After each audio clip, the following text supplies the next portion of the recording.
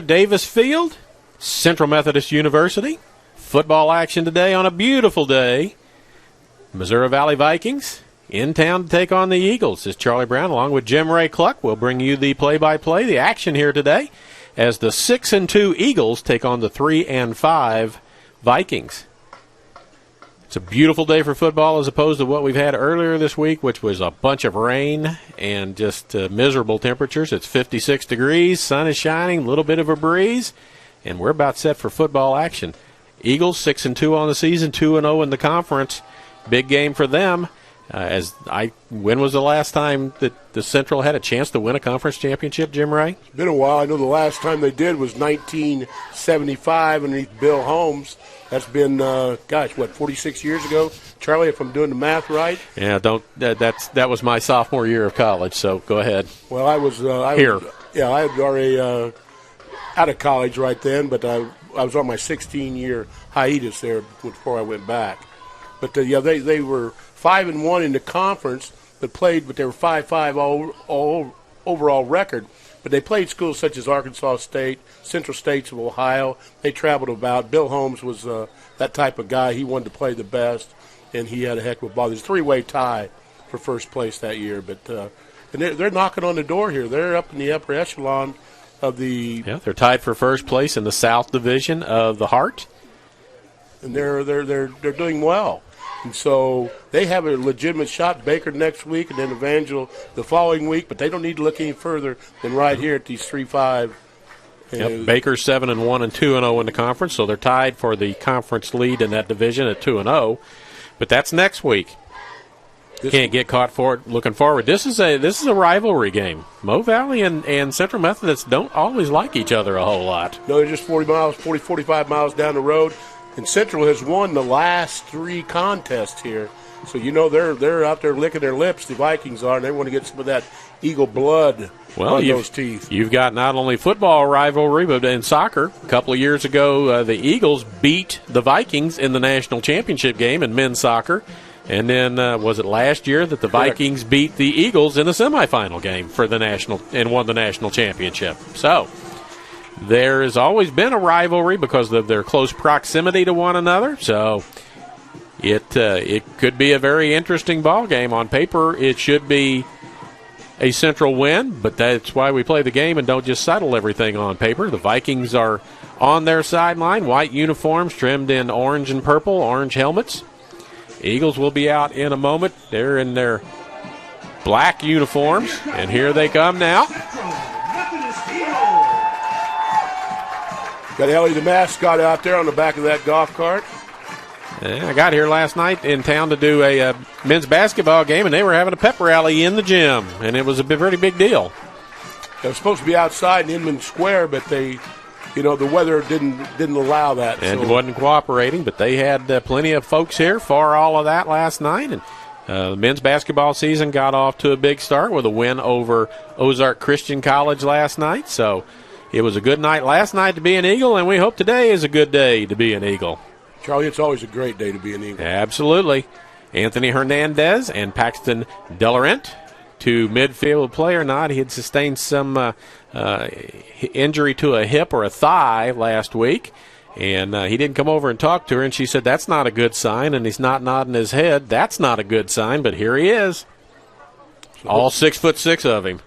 About 220 pounds, and he's been a good quarterback here. I call him the COVID freshman because of the COVID rule.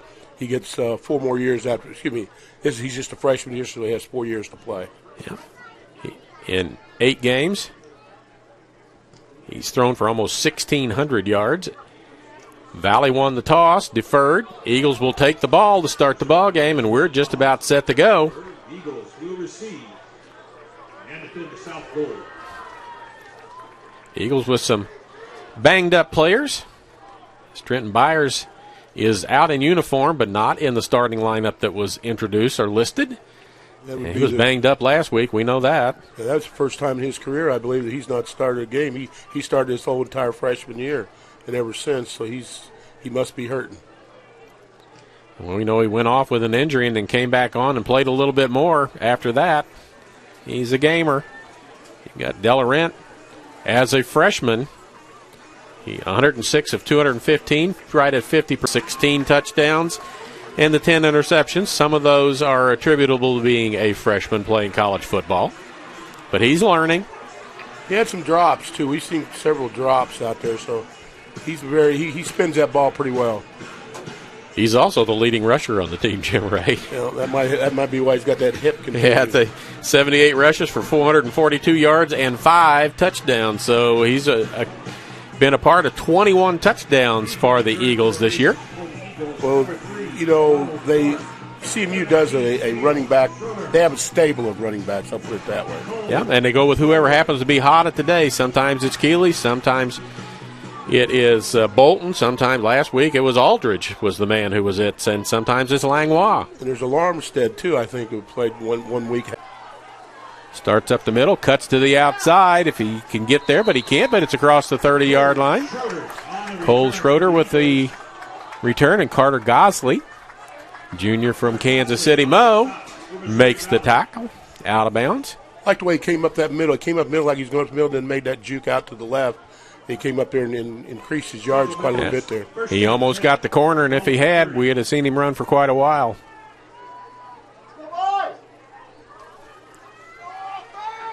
Here come the Eagles out. Look like Missouri Valley's going to play a cover 2 here. They have 2 deep safeties here. So see if the Eagles want to run the ball for a little while. Come out throwing. Over the middle, that's Catavius Taylor with the catch. Spectacular catch. Ball overthrown a little bit. He goes up high. If the throw would have been on target, Charlie, that would have been a TD CMU. Brought down by Zaire Williams. That was from the 32 to about the 41, so about a 27-yard pickup there. Outstanding two-handed grab. He has some ups or hops. Yeah, he does. That's catch number 29 on the season for him. No flag. Yes, there is a flag. Free play. Taylor down the sidelines. He's got it. Knocked out of bounds around the 10-yard line. It'll be an offside penalty, I believe, against Mo Valley. That's what you have right there. It's just a free toss. He was pretty well covered down there, KT was, but sent that down the right sideline. He makes a great catch. Yeah, if you can see the coaches on the sideline, decline it. We'll take the penalty. We'll take the play. So from the 41 to the 10, 31. So they've gone 58 yards, Jim Ray, in 2 plays. Yep, they're being explosive tonight. I thought they might come out and run that ball, Charlie, really and truly, but proved me wrong real quickly. First and goal, CMU, ball at the 10-yard line.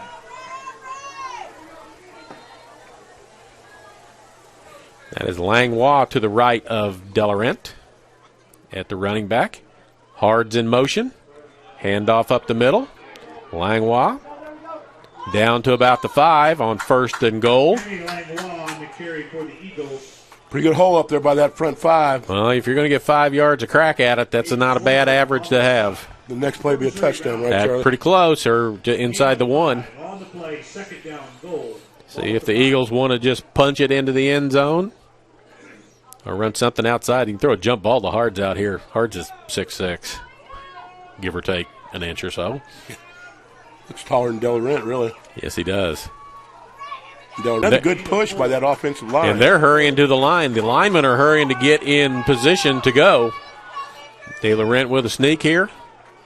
Look for it. No signal from the side judge on that side, so it's going to be 4th and goal inside the 1 as they look at where he's at, and we'll see where they spot the ball down. It's going to have to be inside. And they're right back up on the line, Jim Ray. They're not wasting any time for any subs to get in the game.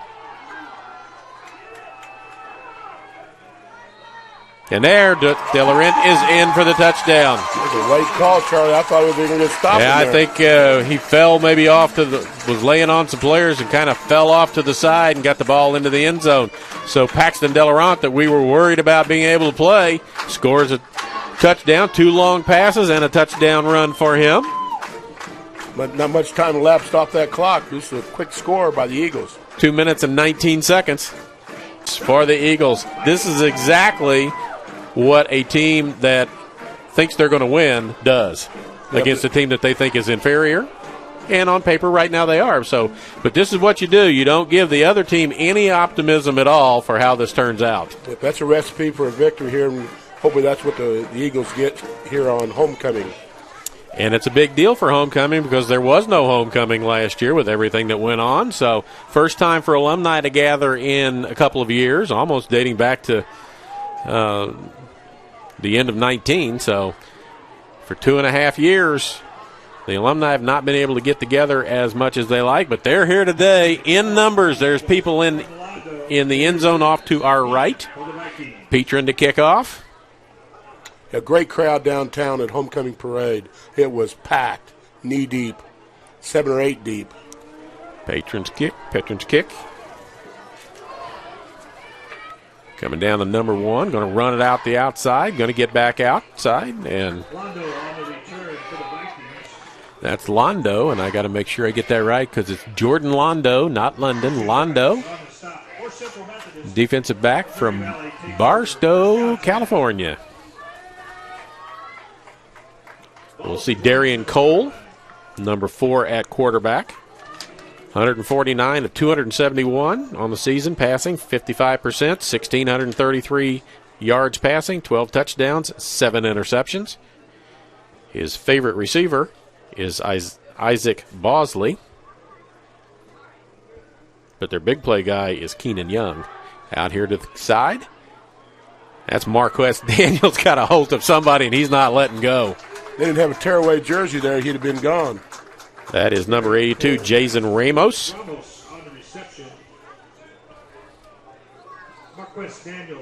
Pick up of 4, second down and 6. Empty backfield. 3 receivers to the top, 1 to the bottom. That is Darian Cole.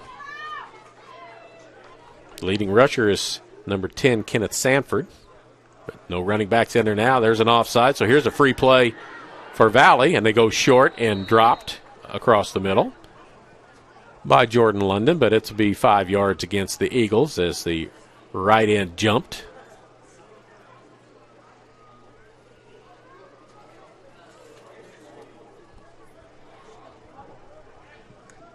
Offside on the defense, number 50, 5-yard penalty, second down. It's LaMarcus Washington. It'll make it second down and 1. He's been playing quite well, Charlie, but he was a little anxious there. Yep, he jumped a little early. CMU playing a 2-deep safety also, playing basically a 4-3. Cole motions, looks out that way and throws, picked off at the 30-yard line and into the end zone. No flags on the play. You would call that, Charlie? You call that great film preparation. They run that play out there. He watched it, saw it develop, and boom, he picked that like Sam Sausage. Was that Mays on that, or was that Henley? I think it was Molinari. Okay, excuse me. I don't know. They're slapping heads down there, so we'll get it figured out, and somebody will tell us. But it was about a 30-yard pick six. Petrin's kick. He was the special teams player of the week again last week, was he not, Jim Ray in the heart? That is correct. Second time this year, Charlie. He's a heck of a kicker, a heck of a weapon here for these Eagles. It is pumped here. I'm telling you, fans are loving this. We have played 3 minutes and 16 seconds. It's 14-0. It's 14-0. That average keeps up. This is going to be a hundy. Well, that little play's out of the playbook for a while. A quick little pitch outside for a wide receiver screen type of setup where you got a couple of other receivers out there to block. That was read very well, and pick six. Dr. Drake's in the house today, Roger Drake, for the Eagles, the president of the Eagles here. Got to be happy with the start, as are all the rest of the Eagle fans. This is Londo, back inside the 15, going to cut back the other direction. Spins, and he's not going to get out of there. Londo on the return for Missouri Valley.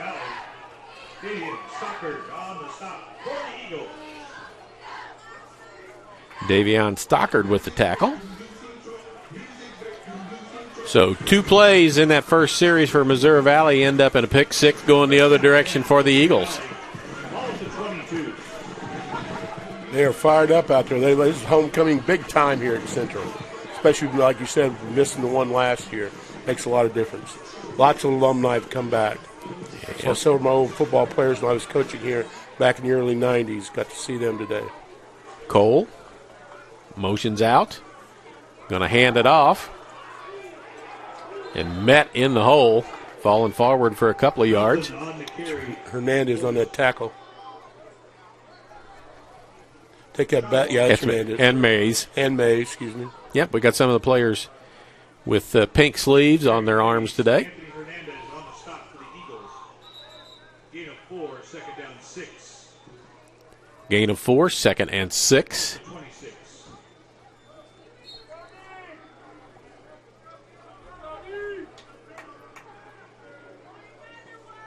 Cole, another handoff up the middle. Small running back gets through there and is going to pick up a first down and then some.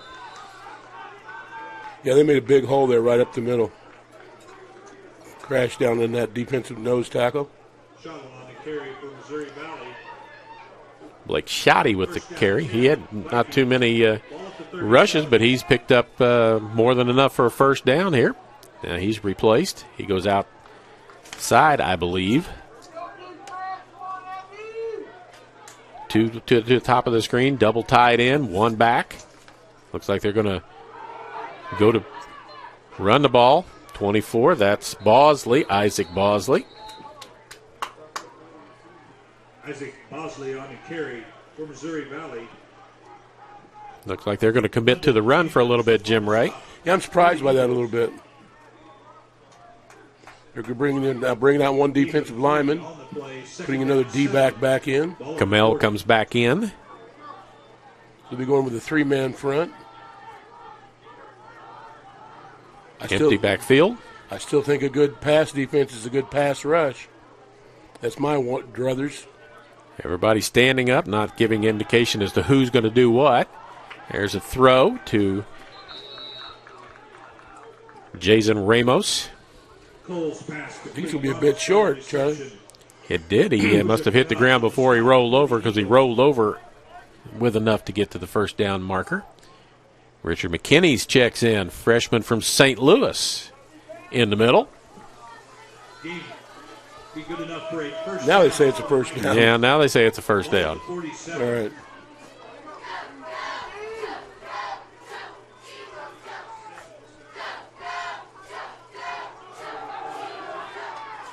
Around the outside, a lot of room, knocked out of bounds. That's Shoddy again. Shottle, sorry. Gain of 13 on the play. So he's got about 25 yards rushing so far, Jim Ray. Yeah, he's just hitting the big holes there. I mean, it's wide open out there. Got to get an adjustment here by the defense. Coach Marty Stewart, the defensive coordinator. Of course, that's Coach Callaway's forte, is defense. At the Eagle 40-yard line. Flag goes, free play. Long throw down the sideline. He's out of bounds when he catches it. I believe to Ramos. I believe that's going to be CMU offside. Encroachment, or however you want to call it. Jump the gun. Jump the gun.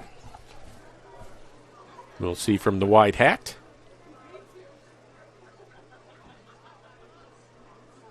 CMU's backing up, I'll put it that way. Yep.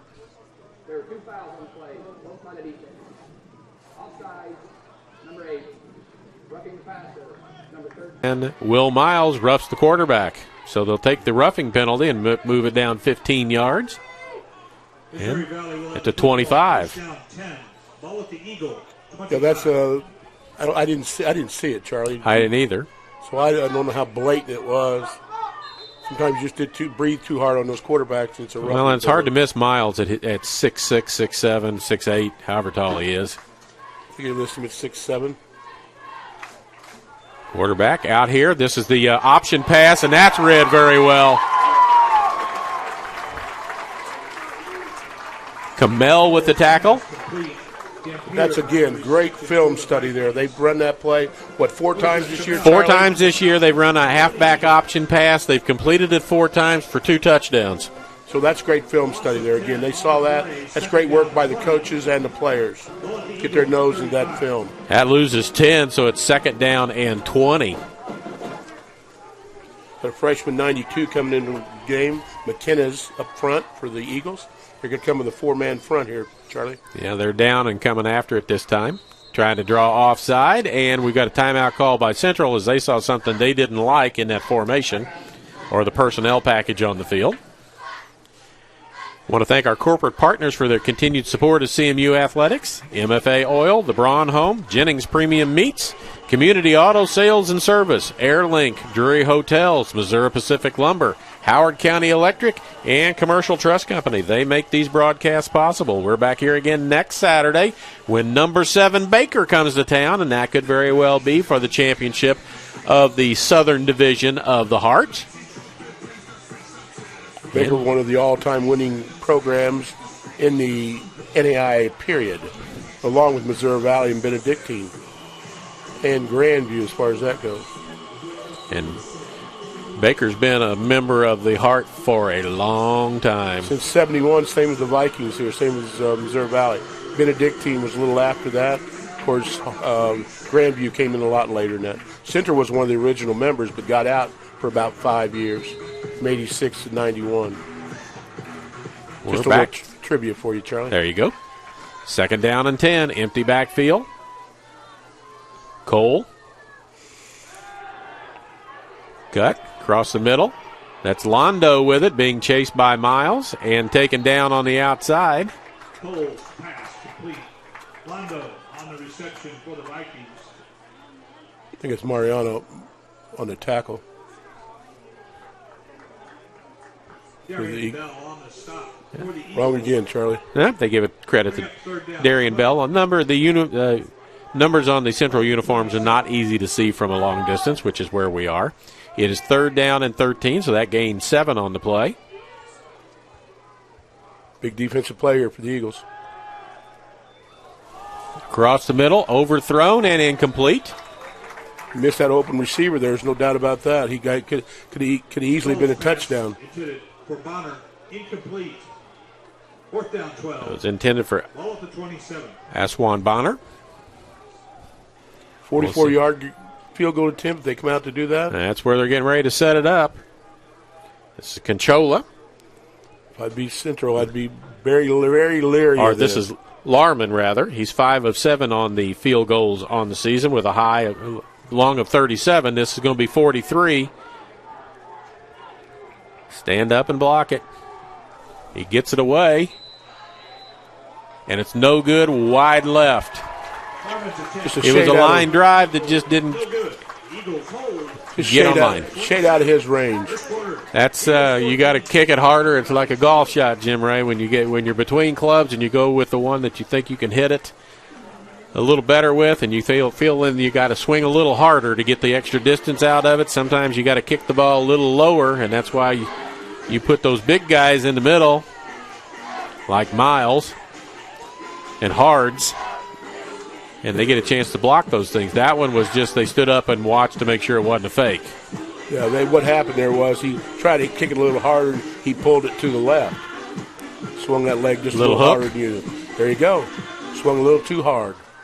Eagles back out. This is their second offensive possession. They have 14 points as they have a defensive touchdown.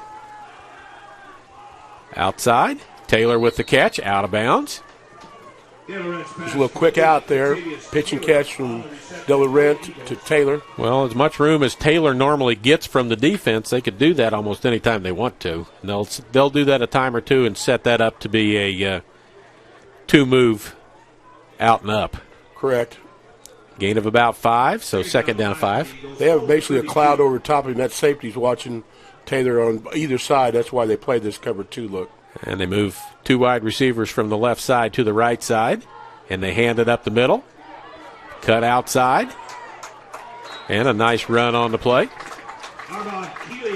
Armand Keeley with the carry. Enough for a first down. He has a little slip in his hip there, I tell you. Victor Gabriel on the tackle. Gabriel is their leading, he's number 5. He's their leading sack guy. He's got 5 sacks on the season out of the defensive backfield. They're sending him a lot. Get pressure on there. Again, I always say a good pass defense is good pressure on that quarterback. Delarent.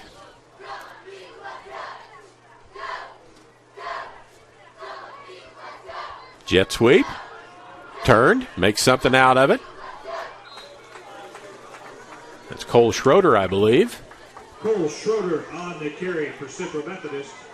Across the 40 to the 43-yard line. Gain of 4. Gain of about 4, so 2nd down and 6 as we're to the 5-minute mark, I believe. It might be the 6-minute mark. Sunshine right on the scoreboard, hard to see. It was the 6-minute mark, so we're now underneath that. Gabriel just missed him in the backfield, and that could have been a big loss. Nice recovery by the running back there. Got 2 running backs behind Delarent now. Going to shift out of that. One of those is Taylor. They're looking to see where they can put him to get the best matchup they can get. Keeley out of the backfield in the flat. Throwing the ball long, but overthrows everybody. Julian McBain, incomplete. Third down. On the coverage. 3rd down and 6. Big offensive play here for the Eagles. They want to sustain this drive. Keep Missouri Valley. Of course, they kept them off there with the great defense here. They kind of have a rubber band effect on that defense. It bends but doesn't break, or it stretches and doesn't break. Yeah. So we have 2 receivers to the bottom, 2 receivers to the top. Now Wilson resets to the top of the screen. Comes extra people across the middle. Catch by Schroeder, I believe, or is that Wilson? Wilson. It's Wilson. Enough for the 1st down. Great possession receiver from down in Versailles, Missouri. Just a great possession receiver. He'll catch that ball most often. Within his. Well, I can tell you from being seeing Versailles for several years in multiple sports, he's a really good athlete. Yes. Period. Enough for the 1st down. Across midfield to 48. Donald Clark in there in motion. Now resets. Handoff. Try to keep the defense honest. And a nice run up the middle. This running back by committee works pretty well. That was Langlois there. He just took that big hole up the middle and picked up about 4 or 5 yards. Correct. Travis with the tackle. He is a junior linebacker out of KC. Pick up of 5, 2nd and 5. Boy, you get 4 or 5 every time on 1st down. It makes it a little easier with your next play calls. Well, that this way they don't know if they're going to pass or run on that 2nd down play. Well, they got the defensive line's got to at least honor the run a little bit and can't just pin their ears back and come after Delarent anytime they want to. Doing a lot of shifting to see what the defense is doing before pre-snap. They're pushing that pile, Yeah, pushing it forward. Number 50 for Missouri Valley lost his helmet and then threw his helmet back on real quick so that he doesn't have to leave, but he got caught anyway.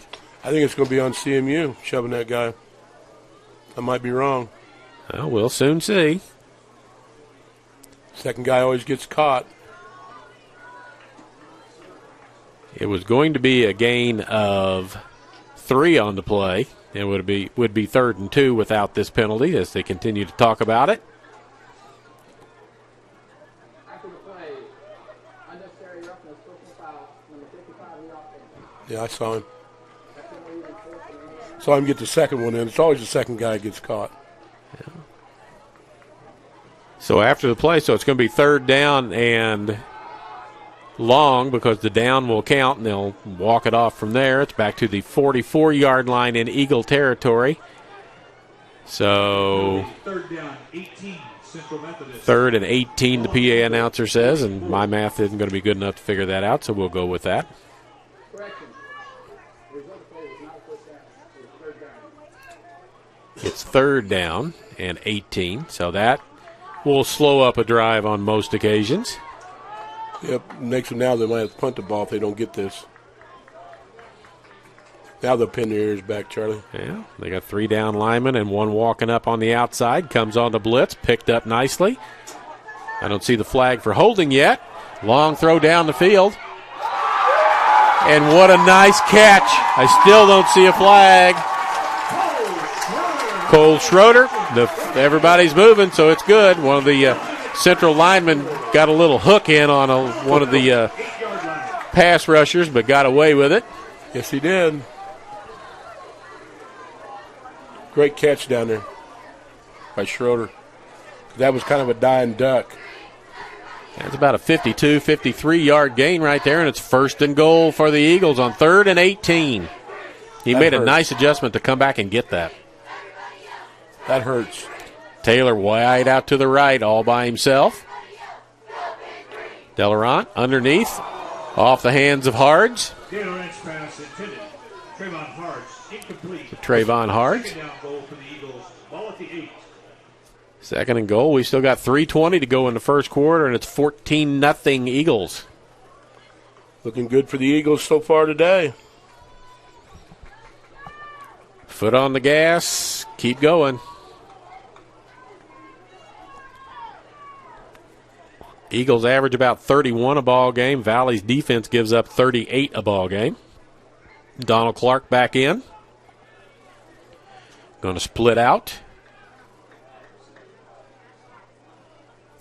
I believe that's Bolton that just reset to running back position.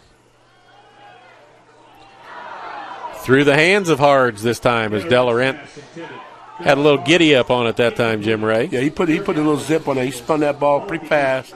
You got to down there or you can get picked and head the other direction like CMU did earlier. Armand Keeley comes in. Clark checks out. 3rd down and goal. Definitely in Petrin's range. Yeah, we're at about the 9-yard line.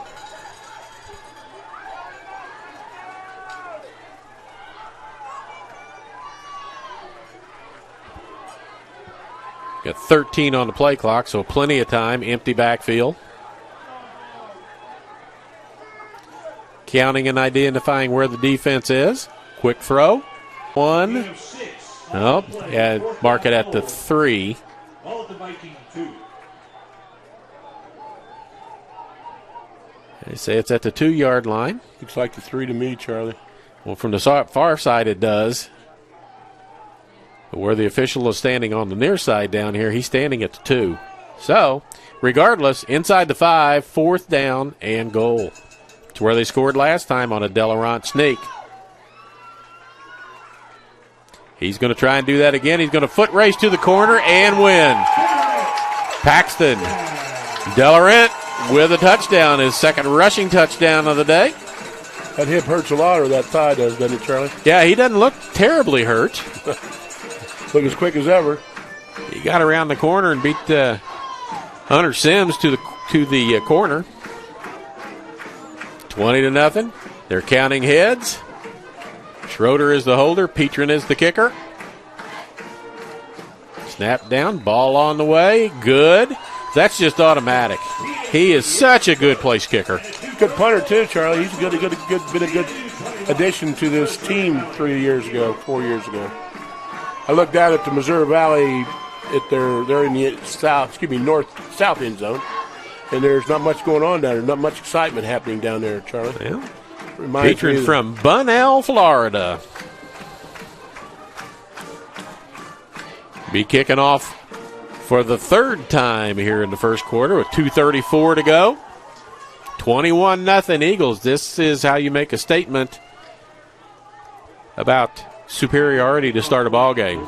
Yeah, I mean, they're trying to put their program on the map here, CMU is, and they're doing it right here today, and they've been doing it all season.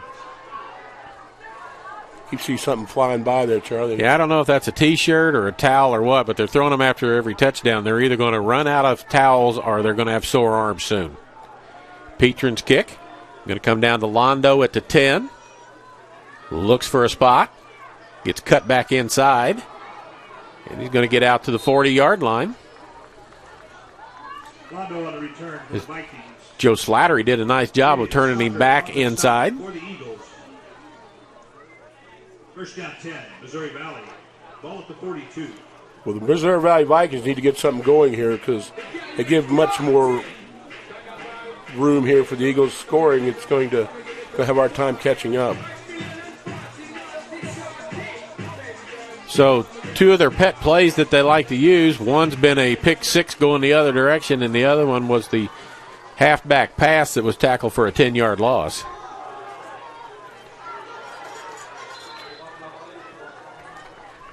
Shuttle on the carry from Missouri Valley.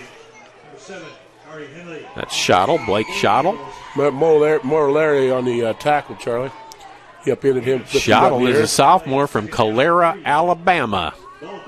He picks up about 7 on the play, make it 2nd down and 3. Keenan Young, bottom of the screen, he is their big play wide receiver, averaging over almost 14 yards per catch. 5 touchdowns for him. As Darian Cole.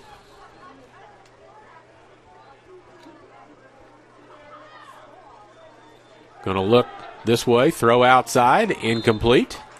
Looked like the receiver was going inside, and then he went. The ball went outside. Wanted to keep it away from those Eagles. That's Keenan Jones. Their 24, Isaac Bosley, is their possession receiver. He's out there right now, and we'll tell you where he goes in just a second because he's got 43 receptions on the year. Really don't know why they wouldn't run this ball, Charlie. They've been getting pretty good yardage running the ball, but it looks like a running formation right now. Turn and do hand it off. Fighting and looking like he's going to get enough for the first down. A Schottle again. Kind of a surprise with Schottle because I'm going to look at his numbers here real quick. He only had 2 carries for 6 yards coming into the game. Yeah, they're using him quite often here. They run a misdirection there, and then they turn around and cut that back to the. In other words, he starts out to the right, and then they cut it back left. And there was some pretty good hole there for the Schottle. Same formation. Now it's the exact same formation inside the 20-yard line. Bosley with the catch. He is there. Yeah, that's his 44th catch. He came in with 43. I don't think he's had one before this. We're under a minute. They weren't setting on that play this time, were they? They were not setting on it this time. Big gainer for the Vikings. First down, inside the 30. Cole's starting to get a little feel for the ball game, getting some rhythm.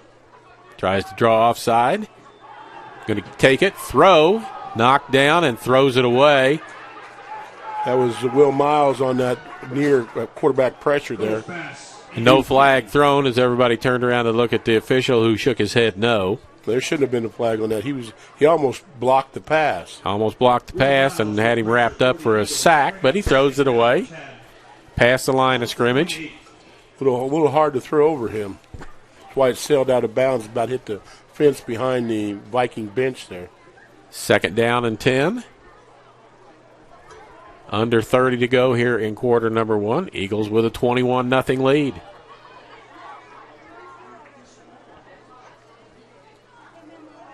Motion is Bosley. This is the pass out here, and there again, he's met and knocked down.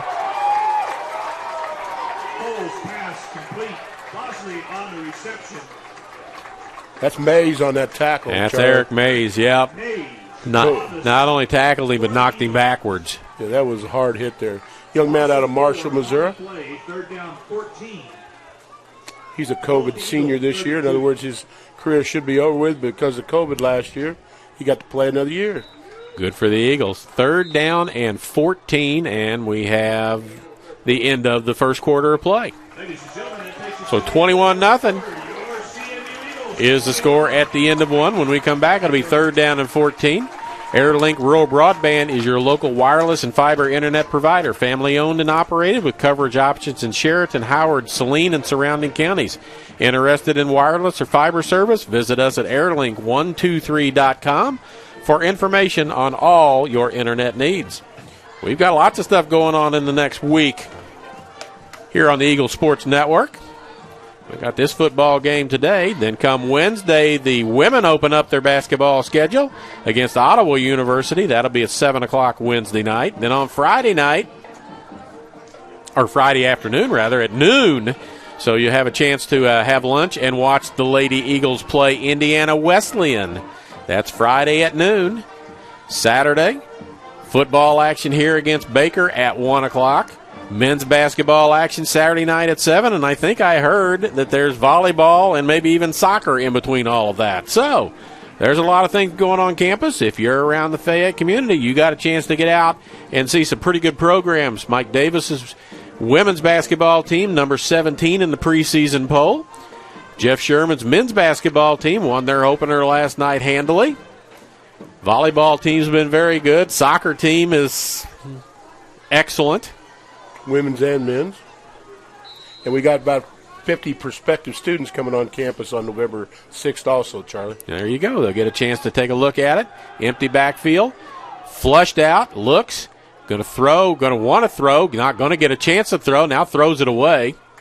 On the ground, short, and it'll be 4th down as chased all over the place was Darian Cole. We revisit that. We'll have Experience Central Day, November 6th. Starts about 9 a.m. Have to register for that. Right now we've got somewhere around 43 people registered for that. So by November 6th, we'll probably be up over 50. These are future freshman Eagles coming to campus to see our beautiful campus. I think that was London Chambers who was chasing Cole out of bounds on 4th and 14. Valley lines up to go for it, and we have a timeout called. And Missouri Valley takes the timeout. They're down 21-0. Ball at the 32-yard line. That would make it a 49-yard attempt, so that's out of the question at this time.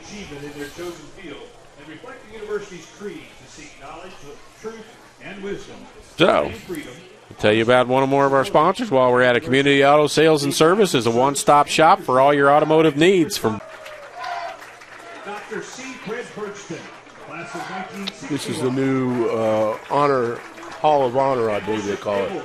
It's been introduced here at Central. They're announcing that on the PA right now, Charlie. Yeah. Again, there was not any of this last year, so this could be an accumulation of last year's honorees plus this year's honorees in all facets of it. It's homecoming. A lot of people here, a lot of festivities. And Valley's going to go for it on 4th and 14. Punting's not going to accomplish a whole lot, and it's too far. They're going to try and draw the Eagles offside is what they've tried so far in this. Play clock is at 16. Still got plenty of time. Short kick. Going to bounce and roll into the end zone. So with all of that, that's going to pick up about 13 yards net on the punt. Central Methodist take over on a touchback. They will have the football. First down 10. See if we can get this machine rolling again. Get another score here for the Eagles. Dylan Rentz looked pretty sharp, as the whole offensive team has. And the defense has got a score. So the offense has to do something because the defense is standing there saying, we got one of the scores for you. You need to do something on your own. So Delarent will come back out.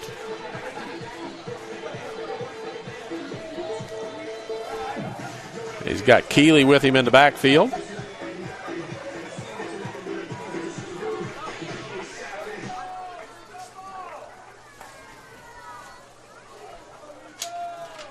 Play clock at 6.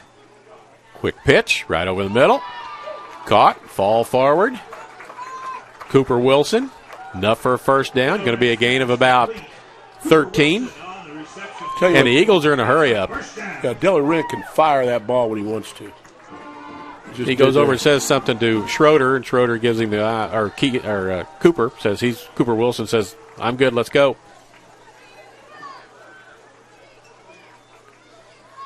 It's another quick little out there, little Cooper Wilson. Little curl right there in the flat. Picks up good yardage, about, 5, Charlie? Yeah. And they're playing up-tempo, and this is the first time I've seen them play this up-tempo for this period of time. They like the defense that's out on the field for Valley right now.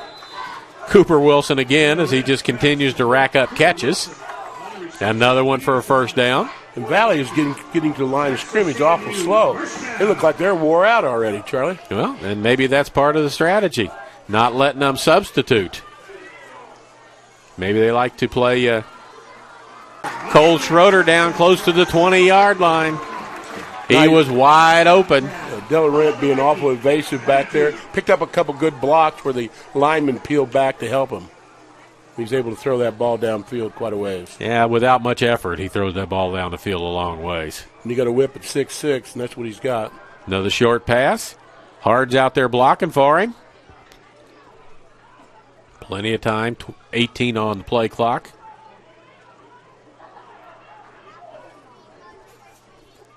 Delarent wants Wilson to come over and set over on the left-hand side. He's got Taylor on the right all by himself. They run the ball up the middle, and it will be close to, and I think will be a first down. And it'll be first down and 10 from about the 12-yard line. That's a first down. Simple Methodist. First down 10. Ball to 12. So the Eagles racking it up here.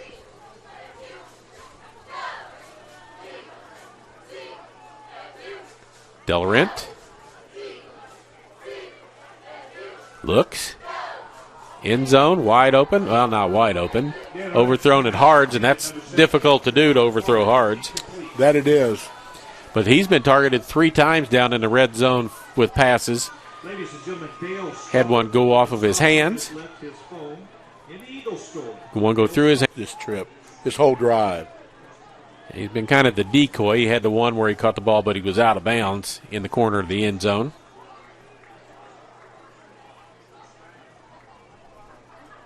Donald Clark checks in wide to the bottom of the screen. 5 on the play clock.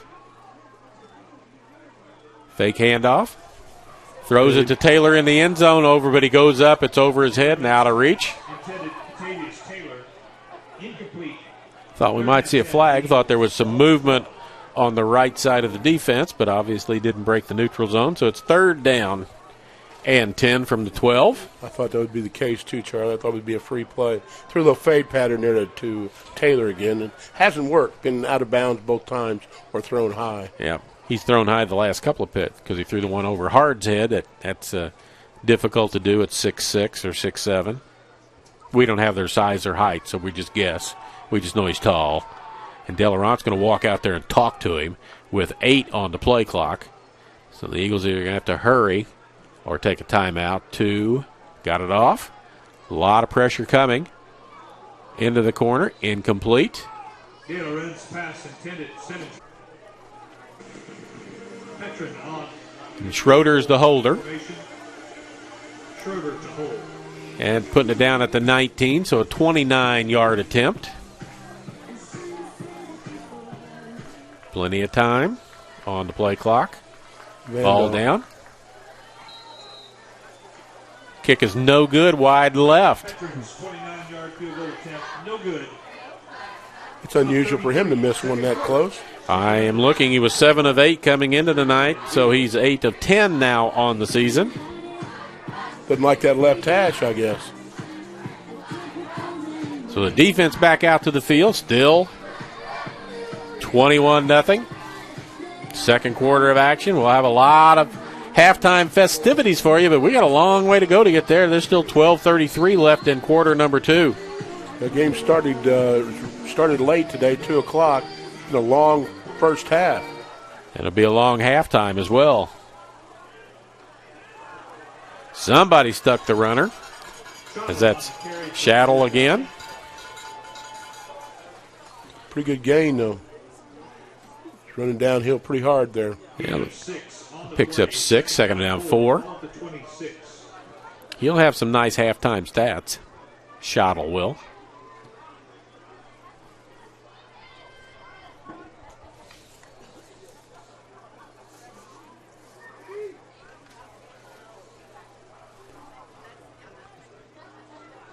Fake it to him. Going to throw the ball long.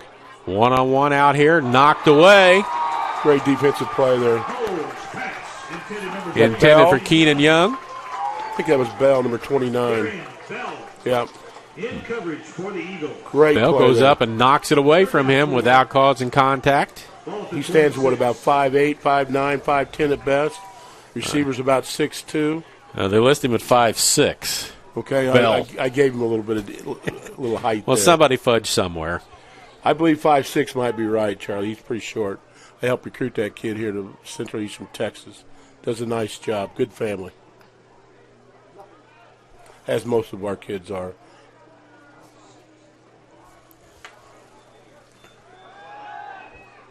Going to run it. Has some room. Going to get enough for the first down is Cole. For the Vikings. Kamel on the stop. Kamel on the stop for the Eagles. First down 10, Missouri Valley. But not after he picked up that first down, though. So it's out to the 31-yard line. Shuttle in the backfield.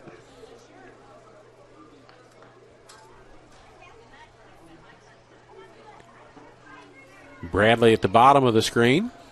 Turning a handoff. A little counter. Really good defensive play there by the Eagles. On the carry for the Vikings. That was Hernandez on the tackle. Anthony Hernandez on the stop for the Eagles. When he run that counter, they pull that guard and tackle across there. They were prepared for it, the Eagles were. Hernandez, one of the leading tacklers on the team, came into it with a total of 48 tackles coming into the ball game. London Chambers with 62 tackles total on the season coming in, leading tackler on the team. We haven't called his name much today. We have not. Cole. Out in the flat again. Schroeder. Not Schroeder, excuse me. Shadow. That's about Bosley, I believe. Sorry. That's all right. 34 and 24. Molinari on the stop for the Eagles. First down 10, Missouri Valley. Ball at their own 49.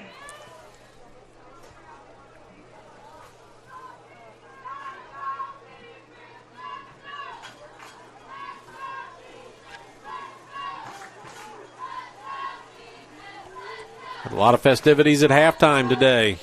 Get to hear the sound of Central Band. Envy Dance Team.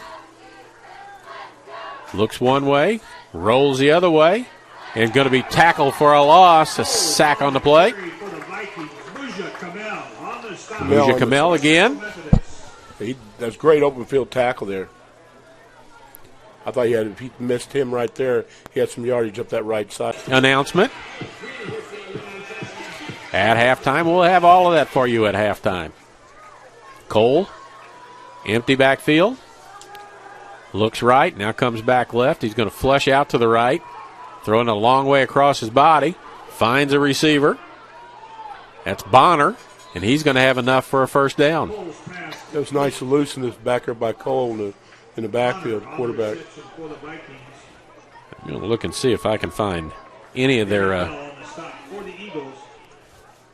people on here, because some of their players look really short. Bonner looks 5'6"-ish or less. Schottel looks 5'6"-ish or so.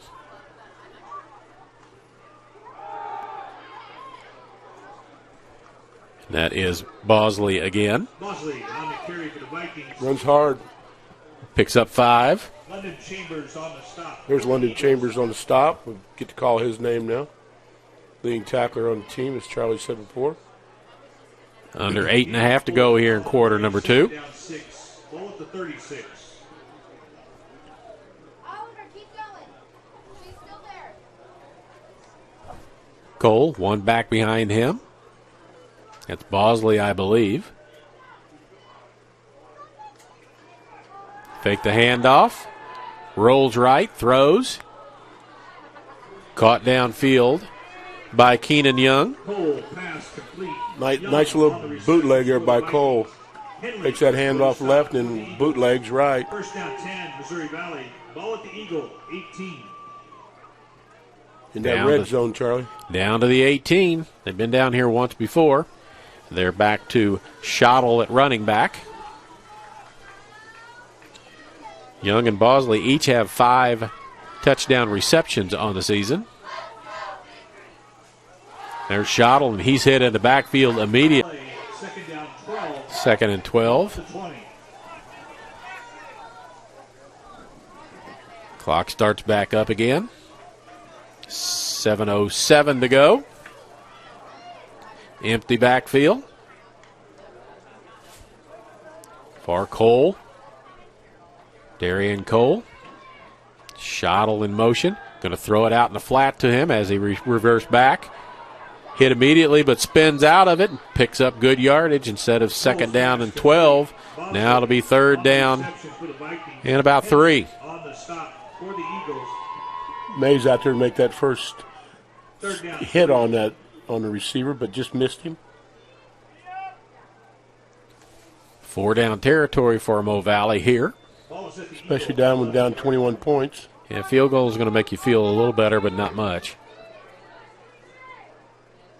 Bosley resets to the right wing. Handoff, Schottel.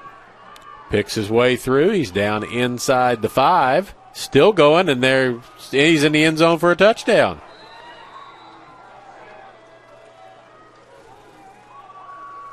Doesn't look like Missouri Valley's going to quit anytime soon. They've picked it up here. So that's about an 11-yard, 12-yard touchdown run for Schottel. That's his first touchdown carry of the season. Brings in Jim Larman. He's 27 of 30 on the season on extra points. They're one man short and looking for somebody on the right side to get out there.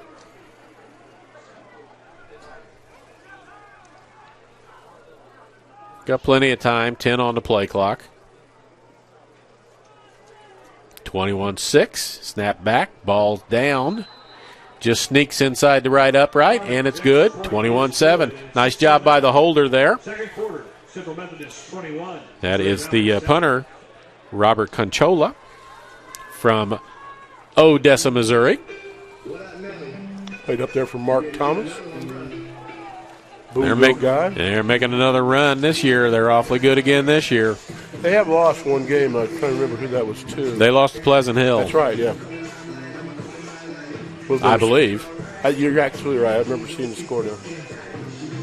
Pleasant Hill's one of the teams that beat Boonville. 2 teams have. Hallsville also. I just know they're pretty good because we cover Warrensburg High School football, and Odessa beat Warrensburg 40-0. They're a good football team. Mark Thomas does a good job. In fact, not a good job, a great job. He's a Hall of Fame member here in the state of Missouri. He's won about 5 titles, I believe. 1 at Boonville, 2 at Kearney, and 1 at Odessa, so that's 4. He may have won 1 as an assistant coach at Jeff City, and he won 1 as a player for Boonville back in '74. On the run, grabbing. Heading up the middle, full head of steam, continues to go. You're piling on there. That is, but no call. Donald Clark on the return. And he was running like a man bent getting to hell in a hurry there. He decided north and south was much better than east and west, so he just took off up the middle, shrugged off one tackler. Central Methodist, ball at the 34. One of the better returns of the day. Out to the 34-yard line. I believe that's Langlois in the backfield with Delarent.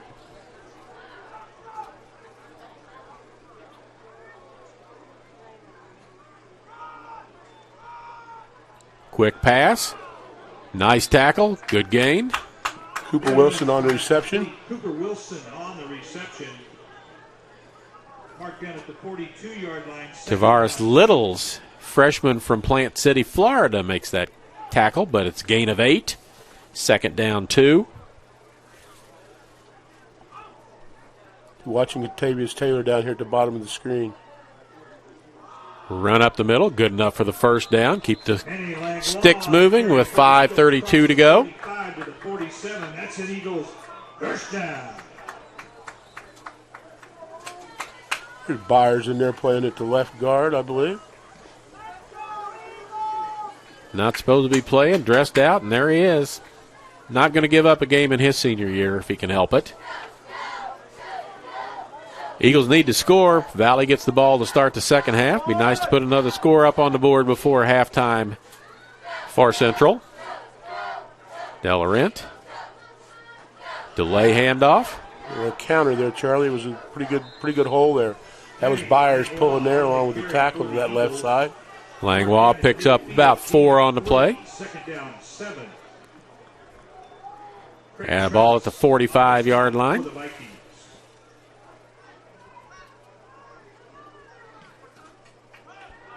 21-7. Schroeder and Hards to the top of the screen. There goes Wilson in motion that direction. Taylor at the bottom of the screen all by himself. Looks that way. Now they come back the other. Delarent. Hards on the outside. Got his hands on that one. Catches it. Going to have a first down. Continues to go. And motors his way down inside the 30-yard line. Nice second effort there by Hards. He's a big boy. He looks like he's 6'7", Charlie. He certainly does. He's a specimen, to be honest with you. He's a good-looking athlete. Tall and lean. He was a tight end when he first got here, but they moved him out to wide receiver. Had a little knock on his hands, but I remember seeing him coming out in the ball game last year and catching several passes across the middle as a tight end wide receiver type. He's hard to miss. He's out there on the field. Biggest guy on the field. Height-wise. Taylor on the outside, tiptoes the sidelines, and they're going to talk about it.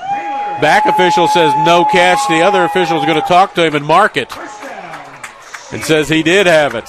Stick to your guns, young man. Stick to your guns. So the head linesman came in and marked it. Who had the best observation of that play? Well, they're both looking at it, but one of them could see whether he caught the ball or not, and the other one could tell whether he had his feet in bounds or not. And he did have a foot in. Handoff. Not going to get much up the middle. To about the 10. Pickup of a couple. Missouri Valley flows that way. Anything backflow would absolutely be devastating to be an easy score for the Eagles. I don't think that in their play. Delarent's already got 2 rushing touchdowns, a 1-yarder and a 9-yarder. He could do a bootleg here, be wide open. Keeley, is that Keeley in the game? That's Keeley to the left, reset over there. Almost 28-7. 2:34 to go here in the second quarter. We got all kinds of halftime festivities, as you would guess, for homecoming, and we're going to let you hear and see all of those things while we gather stats and get ready for the second half.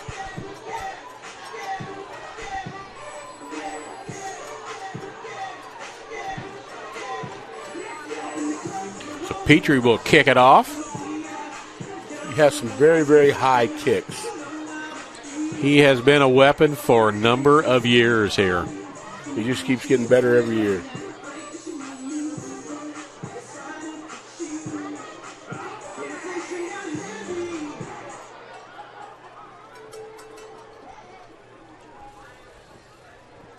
Deep for the Vikings, number 1, Jordan Londo. Number 14, Ezwan Bonner. Londo and Bonner deep. 2:34 to go.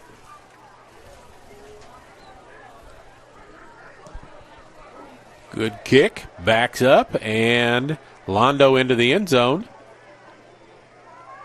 And takes a knee. Pretty close to catching that in the playing area and then backing up. But be a 1st and 10 at the 20-yard line. At the 25, corrected.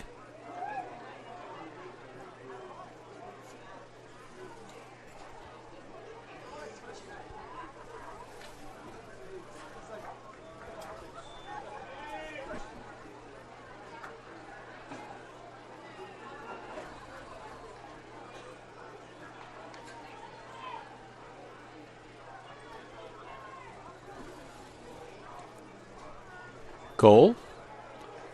Knocked down out there by Miles. Guess who? He's coming to dinner tonight. Will Miles does a great job. You know you're tall when you don't have to reach up to knock down a pass. You can do it about shoulder height. He didn't even jump. He's got a long wingspan. He actually played a little basketball last year for the Eagles. He's a good athlete. he's gotten heavier this year, which I think was needed. But some of the pros are looking at him. Could be a sleeper. 2nd and 10. Handoff, Schottel picks his way through. Schottel on the carry for the Vikings. Will Miles on the stop. Will Miles on the stop for the Eagles. Pickup of about 6, be 3rd down, maybe 7, 3rd and 3. Third down. Got to get to the 35-yard line. It's at the 32-yard line almost. So 3.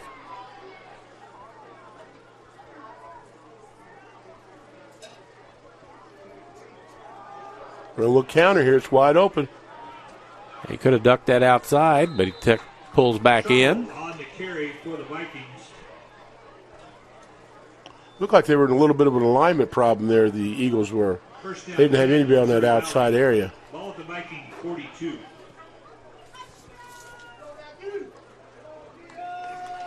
Van Dyke coming in for the Eagles to bolster up that defensive line right there in the middle.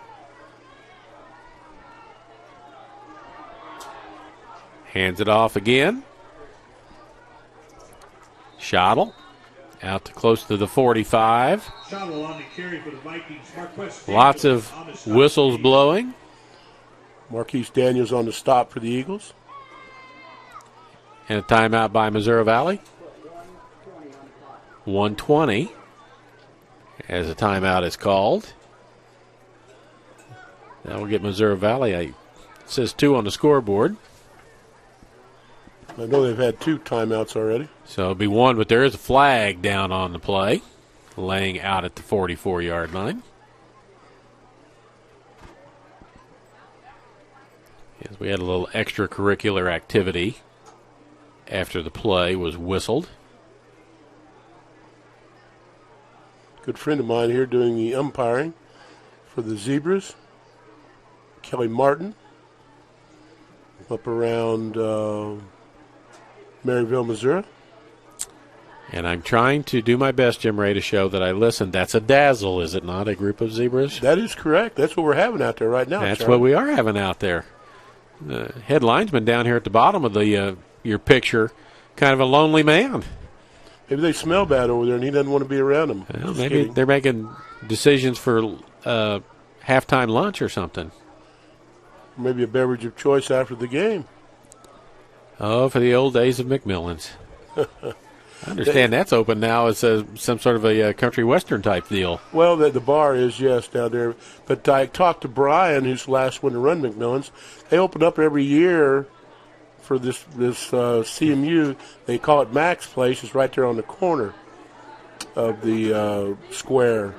That's just up from McMillan's. Kind of neat. So penalty walked off against the Eagles. Takes it down to the 41-yard line in Eagle territory. 1:20 to go in this first half. And Valley gets the ball to start the second half. Coach Callaway talking to the umpire, trying to get hit what the heck went on there.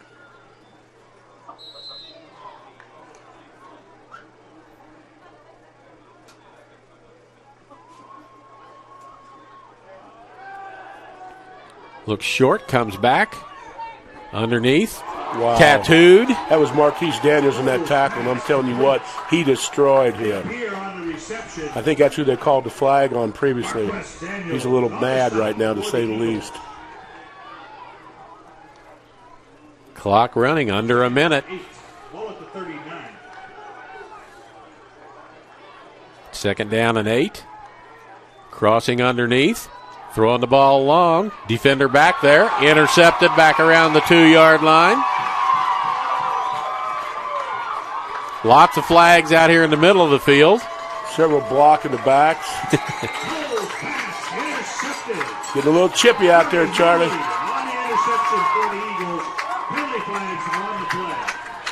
There's enough dirty laundry out there. I could take a shower, Charlie. Kari Henley with the interception. Second pick of the day by the defense. Flags were all thrown about the 42-yard line. Now they're back about the 37-yard line.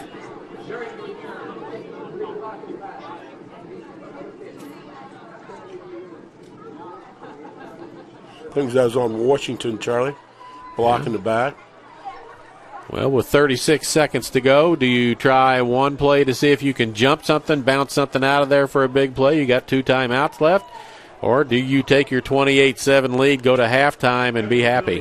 What'd you say, Charlie, about taking your foot off the gas? I said don't take your foot off the gas. You got the guys, got the arm, you got the receiver. Yeah, try one big play, whether it's a draw play or a screen or something. Just try and see if you can pop something and get some yardage to where then you can take a timeout and throw a Hail Mary or 2 if you need to, or a couple of out patterns to get in position for a Petrin field goal attempt. I think CMU's got 2 timeouts left. I think that's what the scoreboard says, but wouldn't bet on it. Let's see how they want to play. They're going to move every receivers, and Taylor's down here at the bottom by himself again. That's where you want him. Looks that way, now looks the other way. Airs it out, and it's too far down the field. He's got the arm to throw it, as you can see. He threw that from about his 20-yard line to the 35 on the other side. Yeah, pretty flat-footed, too, when he threw it. Quite a bit of zip on it. He's got the arm strength. He's a long rope. He's 6'6". He's got arms that are long, and he can whip that ball. That's why he can spin it and zip it so well. 31.2 to go.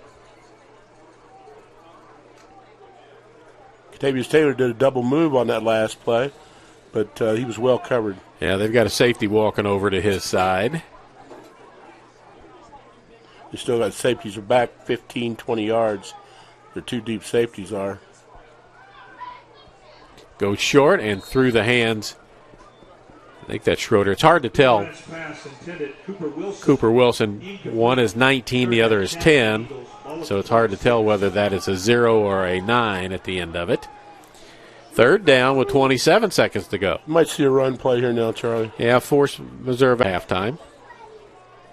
Could see a draw. Even a screen, but it'd be a high percentage play, I think. You really want to, I think, run the football here. And they do. But now you can let that clock tick and let they call Keeley, a timeout. and they're going to use their, what I think is their final timeout. Shepard, Balaji on the stop for the Vikings. Gain of 8, 3rd down, 2. 4th down, 2. Ball to 34.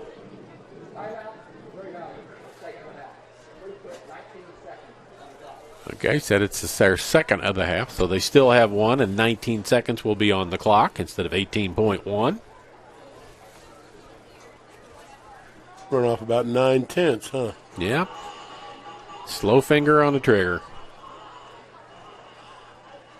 I used to time people, and I would get them in 4.8, and the other guy getting them in 4.7. He said, I got a faster trigger finger, and I said, no, you got a slower trigger finger on that timepiece. He never could understand that.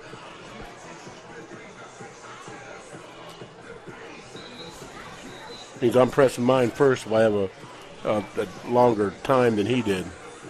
Petrin in the punt, he averages a little over 38. The object here is just to make sure you get it off without it being blocked.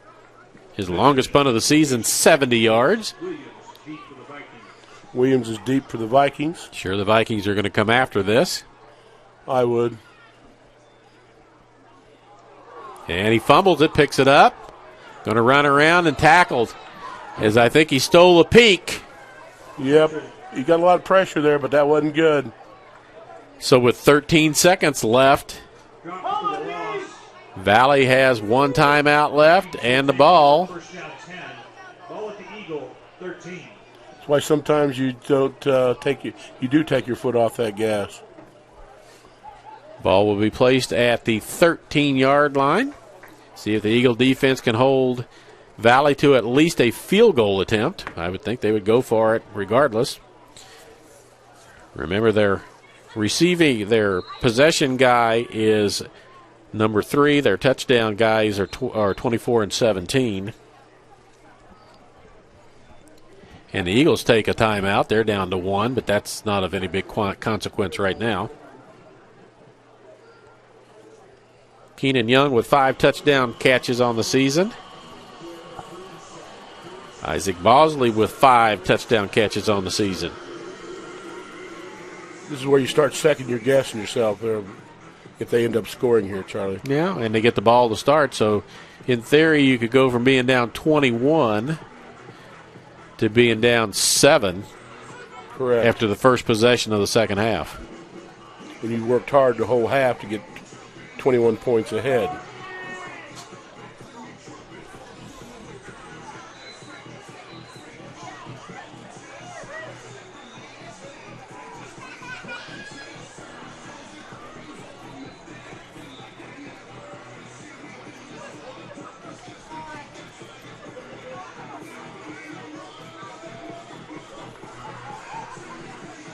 Bonner at the bottom of the screen.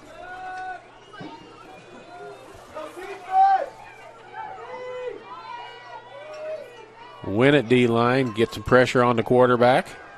Got plenty of time. Looks.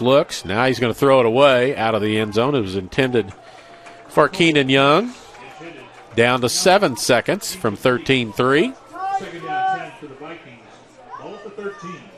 They do have a timeout left. Cameron Essick checks back in. Defensively for the Eagles. Got one more play here for the Vikings, and they'll have to decide whether they're going to kick a field goal or not. If they throw it in the middle part of the field and don't get down on the turf pretty quick and call a timeout, they could run out. The time could run out on them here in the second quarter. They basically have to go to the end zone, Charlie. Yeah, they really don't have much choice unless you catch it and slide. And if you're not in the end zone, why are you sliding? Throw outside, no flag anywhere. 26 Dampier, incomplete. Third down 10. Third and 10 with 3.6 to go. So now it's pretty much quick pass like that one was and hope there's some time left on the clock or kick a field goal.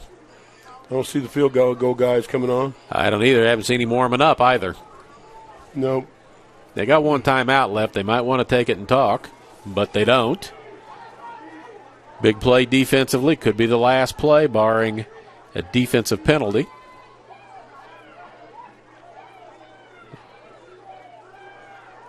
Fade to the corner, and it's incomplete, and time has run out. So, Petron's mishandling of the punt does not come back to haunt the Eagles. Coaching staff out there high-fiving the defense for holding at that point, keeping them out of the end zone. So 28-7 is our score here at halftime. We'll keep it here for you real quick. And again, we want to thank our corporate partners for their continued support of CMU Athletics, MFA Oil, the Braun Home, Jennings Premium Meats, Community Auto Sales and Service, AirLink, Drury Hotels, Missouri Pacific Lumber, Howard County Electric, and Commercial Trust Company. And as soon as the band, coronation of the King and Queen for homecoming, all of that coming up here in just a couple of minutes on the Eagles Sports Network. 28-7 Eagles at halftime. Eagles came out, scored their first possession, picked 6, put 14 points on the board within the first 3 minutes of the ball game. So Eagles were in possession and control early on in the ball game, and they hold it there. And we're just waiting for the PA announcer to tell us that the band is ready to go, and then we're going to let you listen to and watch the sound of Central Marching Eagle Band.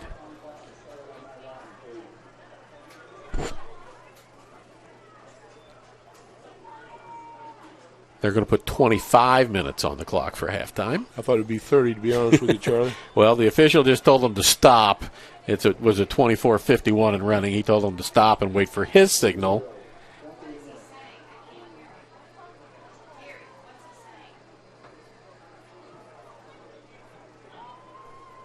See if he says it again.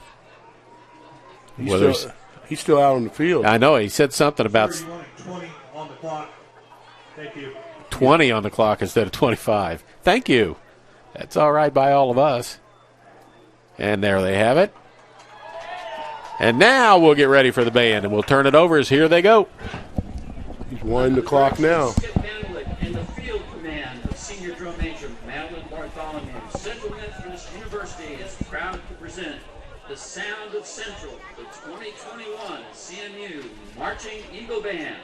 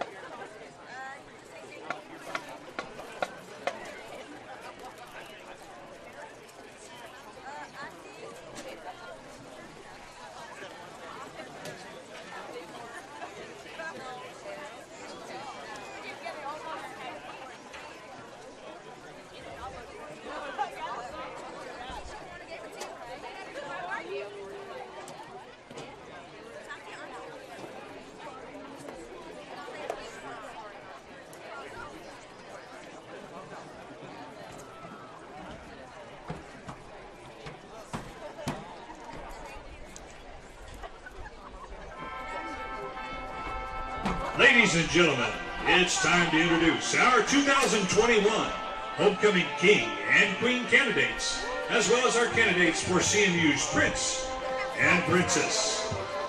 Up first are our Prince and Princess candidates. Please welcome our juniors Isaiah Studer and Leah Starnes.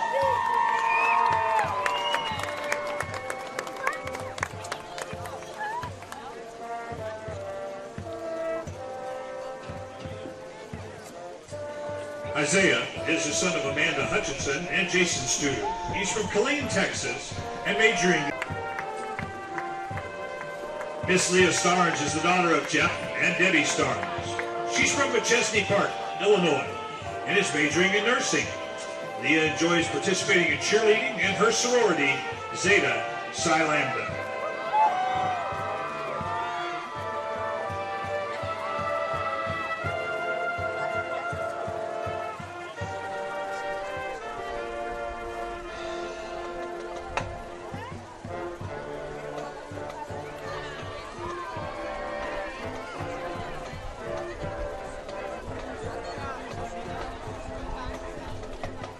Next are our sophomores, Matt Parker and Miss Kalena Oots.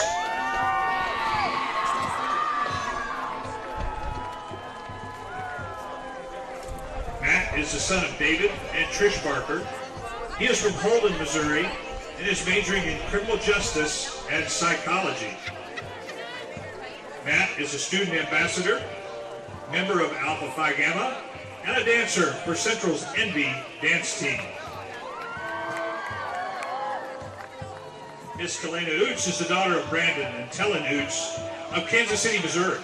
Kalena is majoring in business management and is a member of the CMU softball team, Kappa Beta Gamma, and DECA.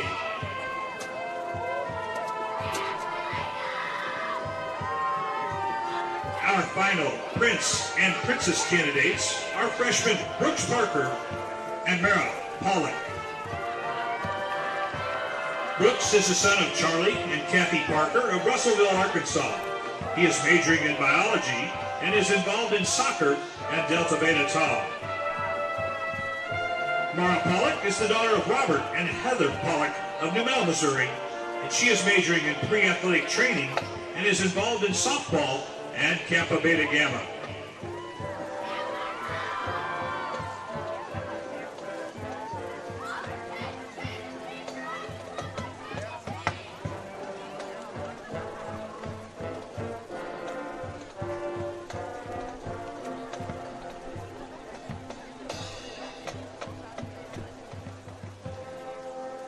And now it's time to meet our King and Queen candidates. Our first pair of seniors are Wade Spillman and Maddie Williams. Wade is the son of Michael and Leslie Spillman of Higbee, Missouri. He's majoring in nursing and enjoys being involved in Greek life and his fraternity, Delta Beta Tau.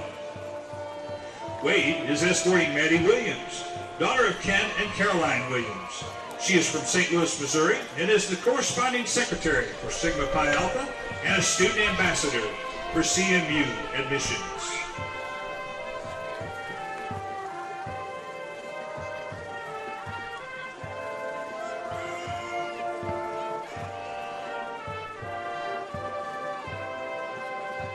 Our next King and Queen candidates, Job Edwards, who's escorting Grace McIntosh. Job is the son of Jeremy and Ashley Edwards of Lockwood, Missouri. He's majoring in marine biology and is the president of Delta Beta Tau, vice president of Marine Biology Club, and a member of the CMU shooting team. Grace is the daughter of Caroline McIntosh and the late Robert McIntosh of Hannibal, Missouri.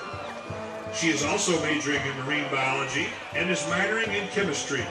Grace is the president of Zeta Psi Lambda and Marine Biology Club and is co-captain of the Envy dance team. Job Edwards and Grace McIntosh.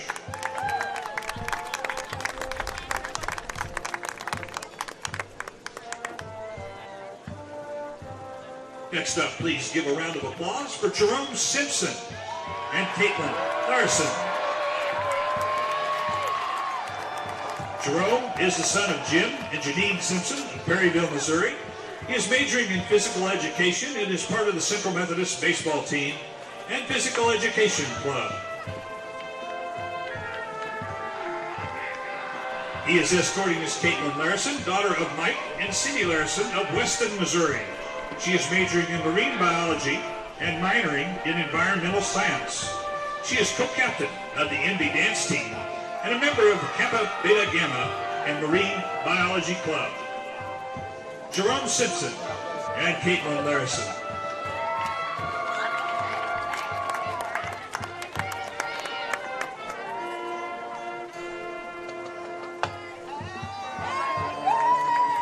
Now let's welcome Jonathan Loden, escorting Olivia Burton. Jonathan is the son of Donald and Rebecca Loden. He is from Joplin, Missouri, and is majoring in biology and chemistry. His favorite activity at CMU is his fraternity, Pi Delta Theta. Olivia is the daughter of Buck and Dana Burton of Lebanon, Missouri. She is majoring in criminal justice and is involved in cheerleading and Delta Pi Omega.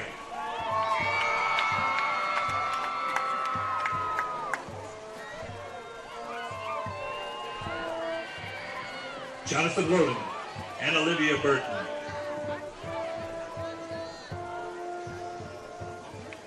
Our final pair of candidates is Nathan Brock and Madison Crook. Nathan is the son of Barry and Lisa Brock of Sedalia, Missouri. He is majoring in business finance and is the president of Pi Delta Theta.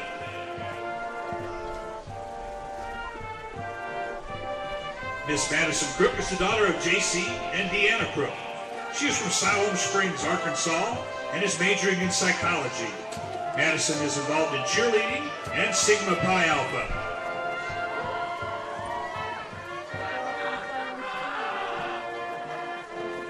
Ladies and gentlemen, Nathan Brock and Madison Crook.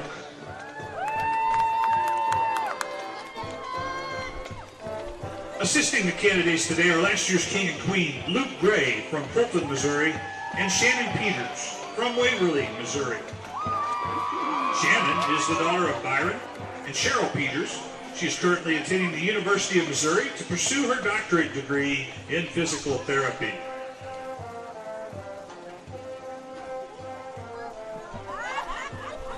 Luke is the son of Tracy and Dina Gray. Luke is also attending the University of Missouri to pursue his Master's of Business Administration in Marketing Analytics.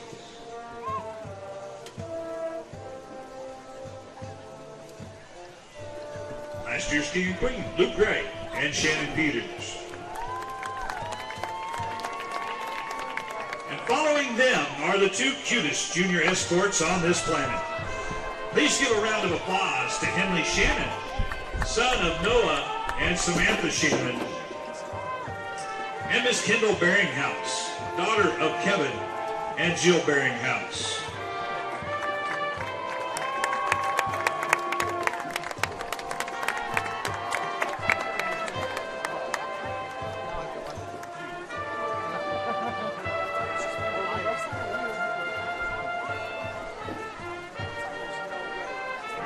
Ladies and gentlemen, one final round of applause for your 2021 CMU Homecoming Court.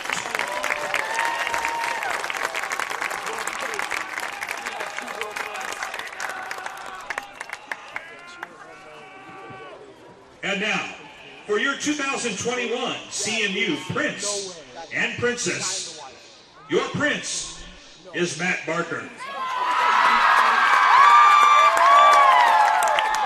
And your Princess is Leah Starnes.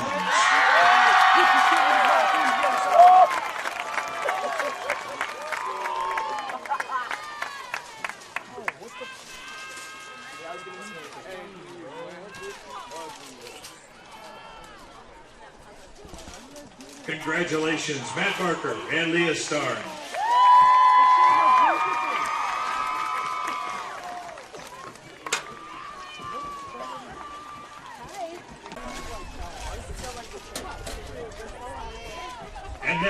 Ladies and gentlemen, the envelope, please. Please welcome your 2021 Central Methodist University Homecoming King, Wade Spillman.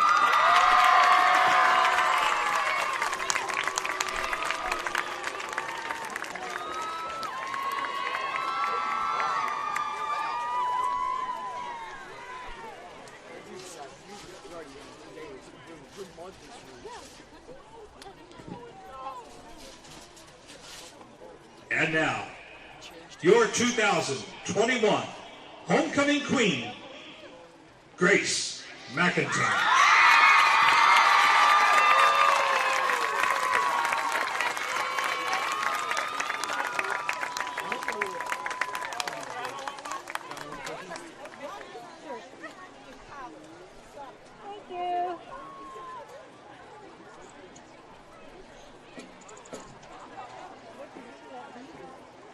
They can choose two different. Oh, I'll do something to them though.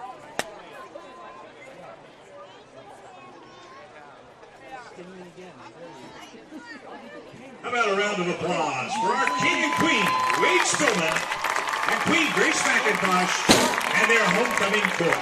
Congratulations.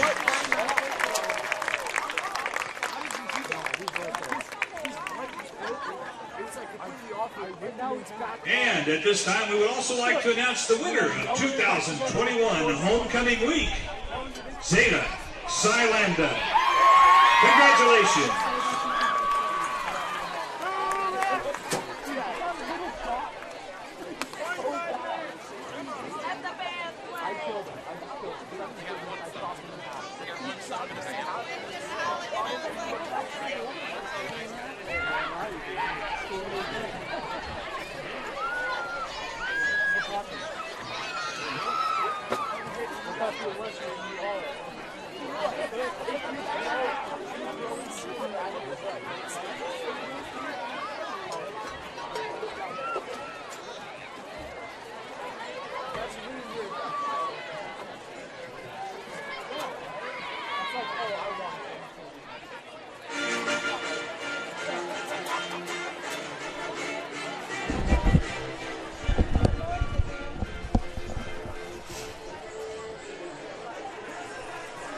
So the halftime festivities are in the books. We got a little over 3.5 minutes before the start of quarter number 3. Jim Ray's been perusing the stat sheet to see what jumps out at him. What do you see, Jim Ray? Well, one of the things that jumps out at me is the passing yardage compared of Central Methodist compared to the Vikings. In other words, Central Methodist has thrown for 255 yards, Delaron has.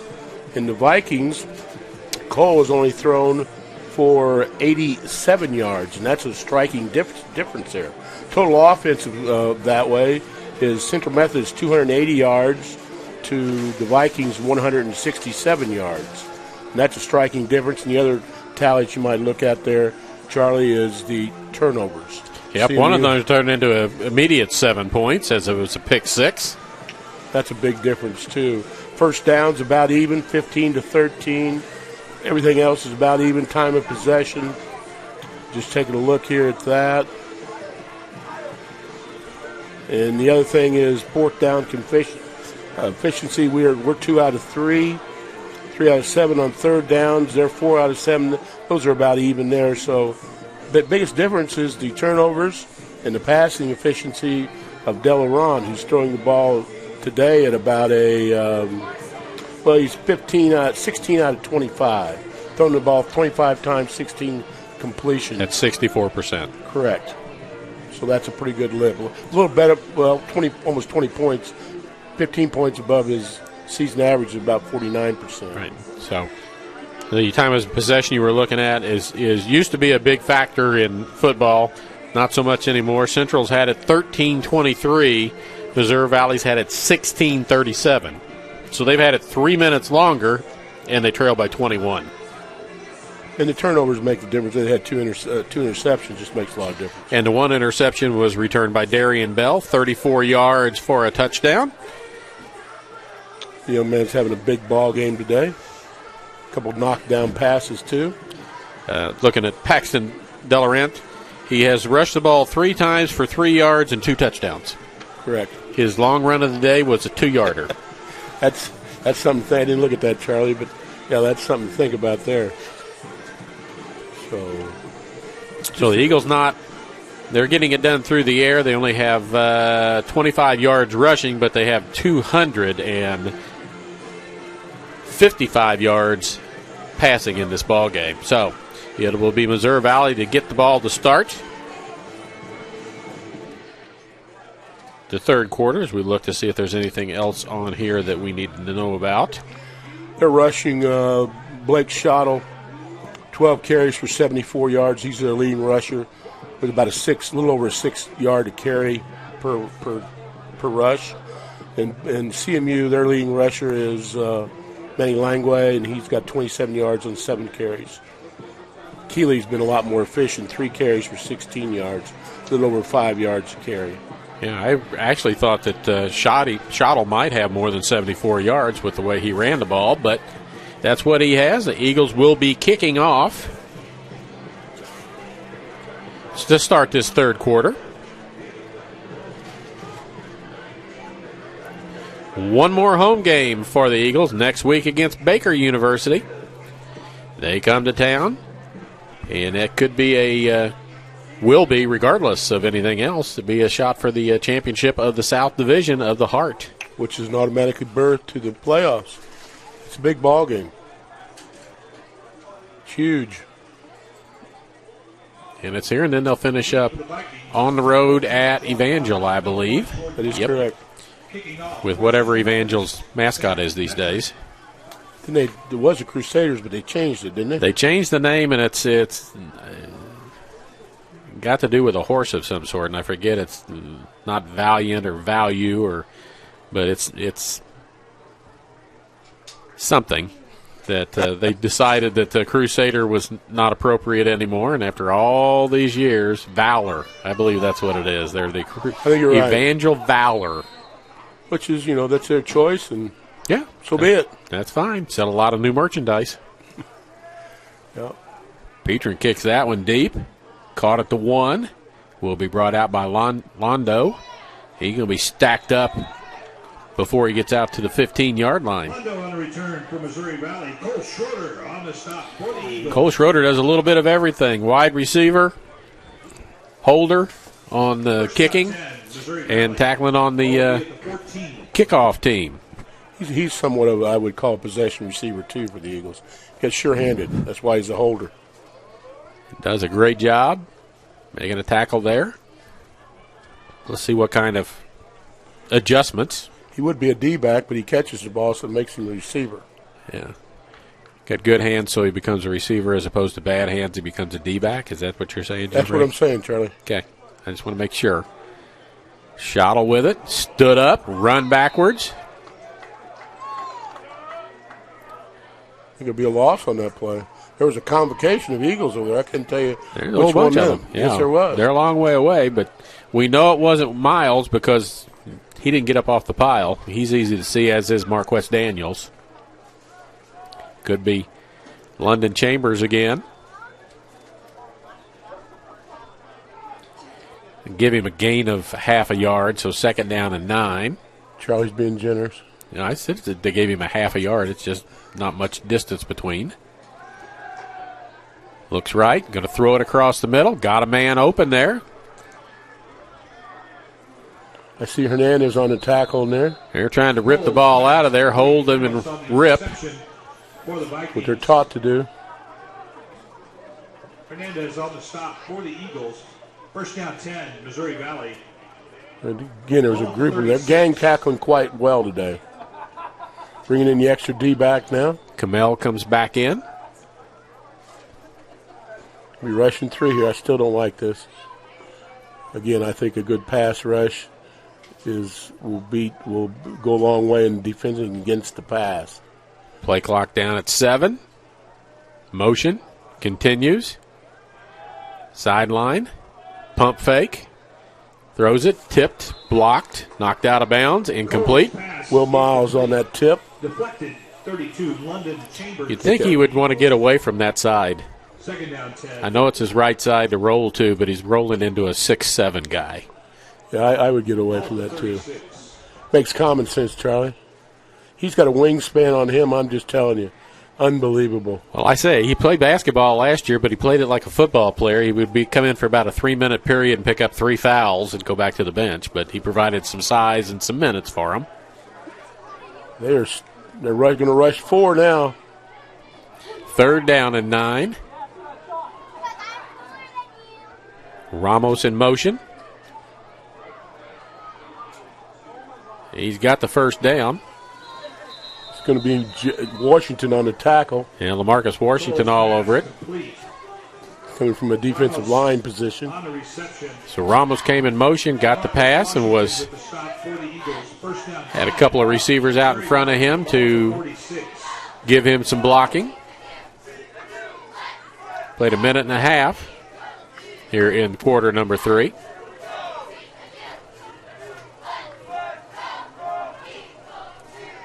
$18 on the play clock. 1 running back. Bring a host of players here. Schottel almost in the backfield, gets away from that, gets outside, turns running backwards, going to pick up at least 9 on the play. Hernandez had a shot at him about 5 yards back upfield. Just missed him, couldn't bring him down. Out of the state of Alabama. He's a pretty squatty type guy. He got that bowling ball look. Low center of gravity. He bounces off and turns and goes. 2nd down and 1 after the 9-yard pickup on 1st down. He gets it again. Going to be dragged down from behind. Shuttle on the carry for the Vikings. London Chambers. Chambers on the tackle. In the backfield. Loss of 1. Kamel checks back in. It's 3rd and 2. Ball at the 46. Mexicano going to hustle off the field here. De Laurent starts playing some catch on the sideline in anticipation of a defensive hold here and getting the ball back. CMU thinks it's going to be a pass. Well, there's no running back there unless it's a quarterback draw. They guessed right. Bosley. And it is a quarterback draw, and he's not going anywhere. That was Chambers again on that tackle. Yeah, Chambers not fooled. Eagles not fooled by that. Yeah, there was 3 would-be tacklers there. Just Chambers a little more aggressive and got there. Loss of 4, and it's 4th and 6, and the punting team is on. Have they punted today yet? I don't think so. This is Conchola. The one punt, the quarterback did the short punt. That rolled into the end zone. Right at midfield. Going to throw out of it. It's caught, and it'll be enough for a 1st down. Caught the Eagles napping there. So Conchola with a pass. We knew that they had a senior from Odessa. Mentioned his name earlier.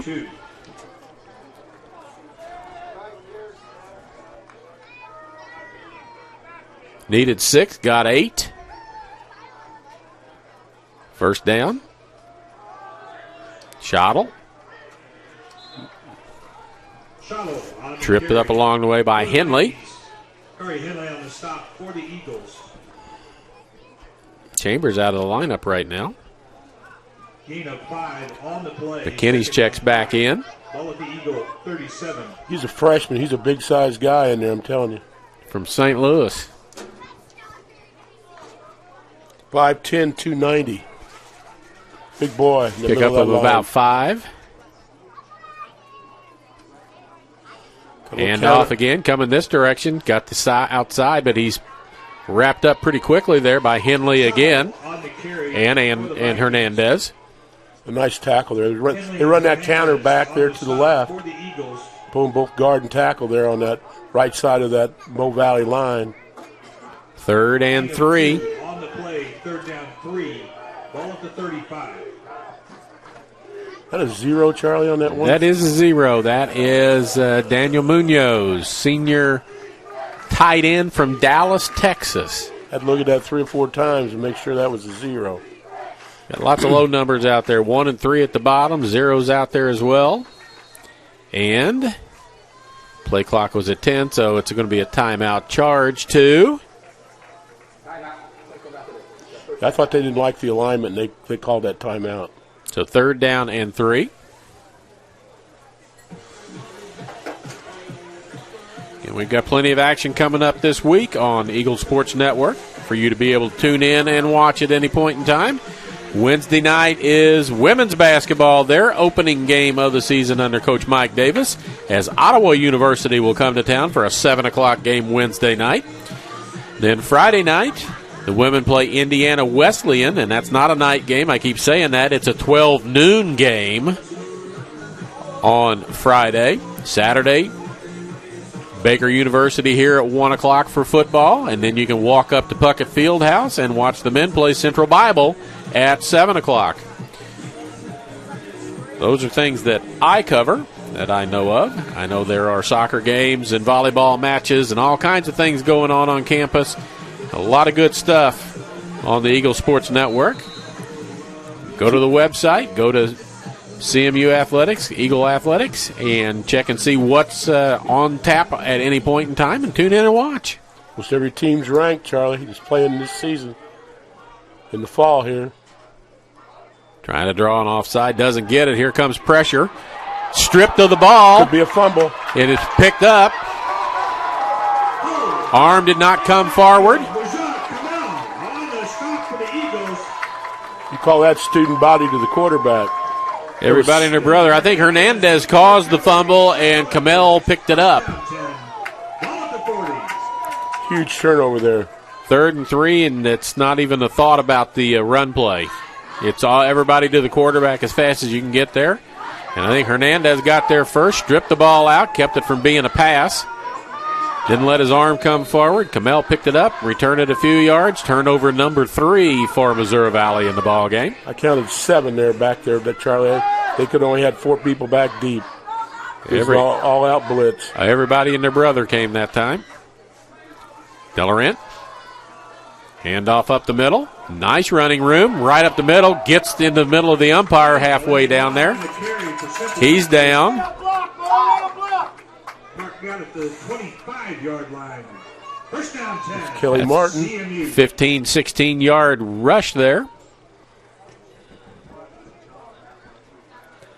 Eagles in no hurry.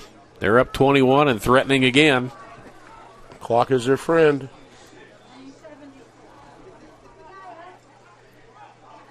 Delarant fakes the handoff this time, looks deep, throws it to Taylor in the end zone, caught for a touchdown. Catavius Taylor with his 2nd touchdown of the ball game. That being about a 26, 27-yarder. Extends the lead out to 34-7 for the Eagles. As Delarant right on the button.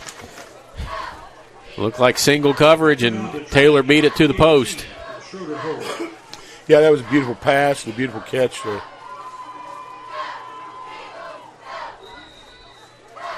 It's Catavius Taylor's 10th touchdown catch of the year. Petron's kick good, 35-7 with 8:43 to go.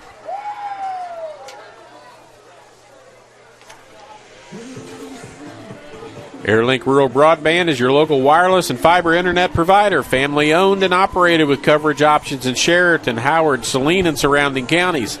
Interested in wireless or fiber service? Visit us at airlink123.com for information on all of your internet needs.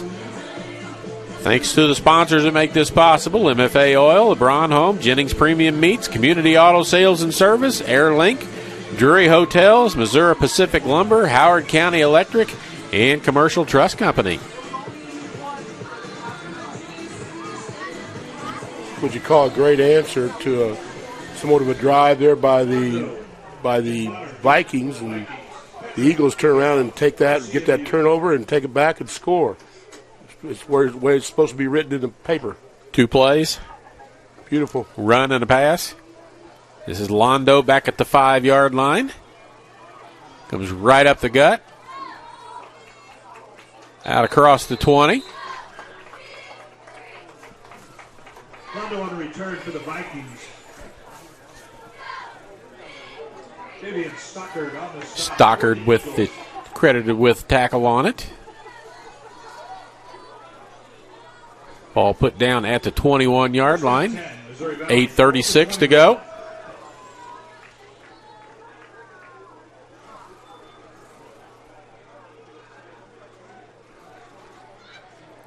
See if Missouri Valley just abandons the run altogether now, just tries to throw the ball for a quick score.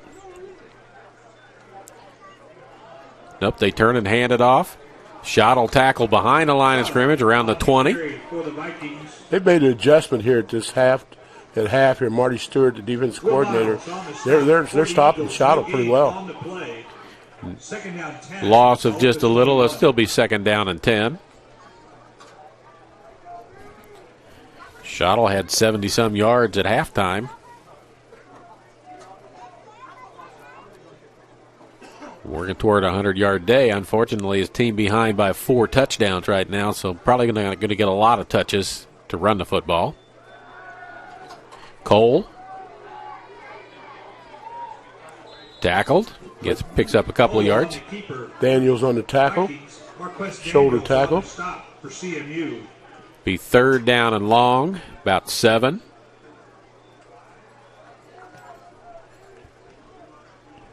Oswan Bonner checks in. Might see some razzle-dazzle here, too. Well, you're going to have to pull something out of the book here. Do something fancy. They need lots of scores in a hurry. Might be coming that blitz again. Here it comes. Gets outside of it and gets the 1st down.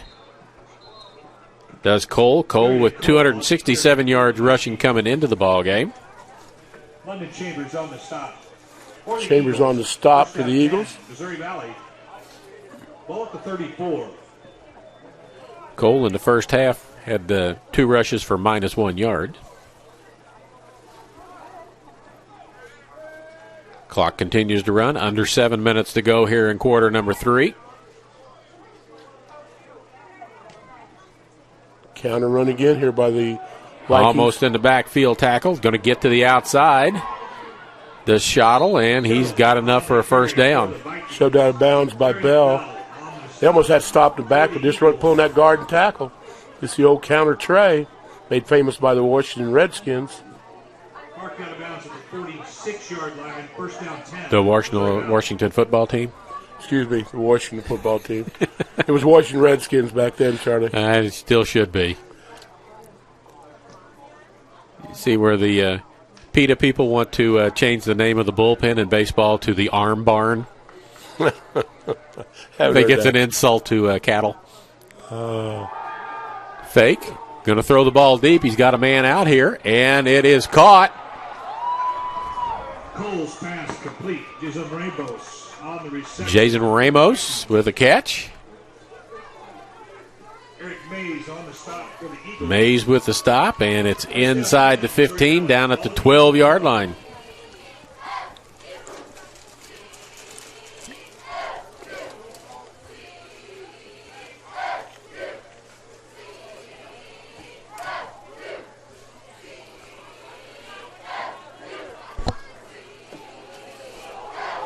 Ball's on the ground, and I think it might be recovered, and it is by the Eagles. Wow. These turnovers have turned out to be the death for the Vikings. I think that was Stockard with the recovery. Running back just got stripped of the ball on the way through. Stockard falls on it. That's turnover number 4 in the ball game, Jim Ray. That's correct. 2 fumbles, 2 interceptions, I believe. First 2 were interceptions, and the last 2 have been fumbles. So that's deflating to the Missouri Valley side. You get a big play, get it down inside the 15-yard line, and then turn it over as you're trying to make up 4 scores. Let's go back to the record books to see what the last time they beat Missouri Valley this badly. It's not over with yet, though. It is not. Delarant. Handoff inside. Over the 20-yard line. Lanny Langlois. As Fred Smith would say, don't rack those bats until this game's over with. Missouri Valley. Former baseball coach here at Central Methodist University. Gain of 6 on the play. And player. 4. Ball at the 22. Jordan Londo in on the tackle. Gain of 6, 2nd down and 4. Delarant going to run the clock some. It's at 15. It's your friend, and you got a lot of points. He's a good field general, too, Delarant is. He looks at the clock. It's at 5. Snap. Quick out. Taylor. Delarant's pass complete. He uses pass just like a run, Charlie. Reception for the Eagles. Central Methodist. First down.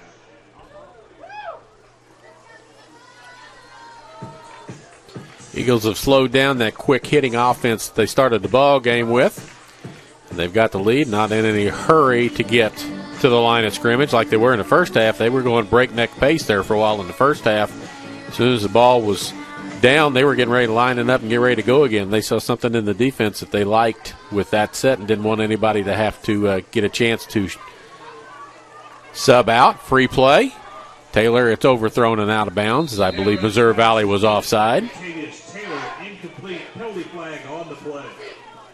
They were in the neutral zone. He zipped that ball that time, Charlie. He did. He's got a big arm. And just think, Central fans, he's a freshman. You got 3 more years of Paxton Delarant for us to try and get his name right a time or two. Yeah, I think we got it pretty well right now, don't we, Charlie? His mother's helped me out with that, yes. I guess they dropped an I. It was Delarente. That's what Grandma told me, that it used to have an I at the end of it, and that got dropped somewhere down the line. So I guess that would be an Italian name, I guess. Hand off. I think that's Langlois, and he's going to come up just short of. You know, if it is an Italian name, I wonder if they can cook some of that Italian food. I'd have to eat some of that if they brought it up. You'd have to taste that to make sure it was okay for everybody's consumption. You're just a good guy, Jim Ray. Yeah. You're willing to sacrifice for the team. Italian food is my favorite. Hint, hint.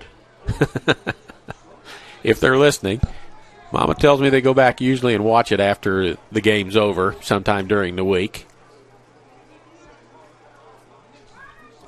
2nd down and 1 after the penalty and a 4-yard run. Almost didn't get the handoff cleanly in there, but it's good enough for a first down. Carrying Mo Valley Vikings down the field. I think it was Langlois on the carry. First down.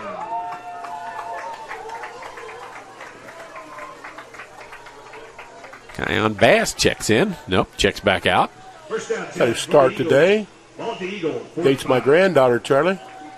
What'd you say, Jim Ray? Keon Bass dates my granddaughter. He's got his first start today as a sophomore here at Central Methodist out of Texas. Fine young man. I want to tell his parents that. They've done a fine job raising him. Armand Keeley. Stop, reverses his field, picks up more yardage, picks up blockers. Almost gets out of there. He turned a loss into an 11-yard gain. That was a nice run there. Nice vision by Keeley. Gain of 11 on the play. Central Methodist. First down. Under 3 minutes to go here in the third quarter.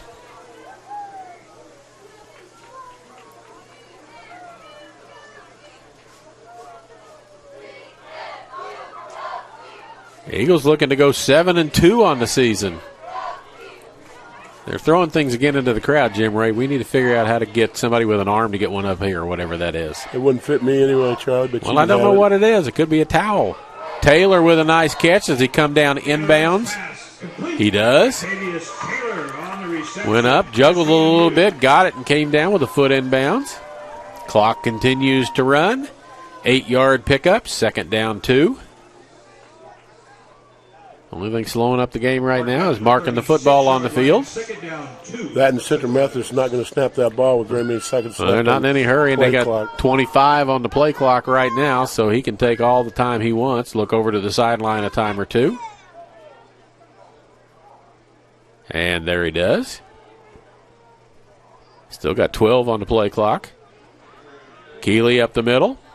Off the right side now to the 30-yard line. Keeley on the carry for the Eagles. And that's enough for a first down, and there goes the flag. Should have been one. He reached up and kicked him. Jim Ray with the eagle eye. I have a double pair here today. Oh, he's looking through the binoculars as well, so he's got a first-hand view of that up close. All you got to wonder about is whether the first guy got caught or the second guy. To me, it looks like they're heading towards Viking way. Everybody's standing around waiting for the culprit to be named. This could go either way. After the play, personal foul, number 95. They caught the first guy, Charlie. Ethan Towers, freshman from Batavia, Illinois. Comes Keon Bass into the game again. Number 40 on your scorecard. Number 1 in your heart. That's my granddaughter Charity. That's what she'd say. That was a large variety of a penalty, Charlie. That's a 15-yarder tacked on to the end of the run. Coach Davis signaling in those plays from the sideline. 1:25 to go in the third quarter. Delarent.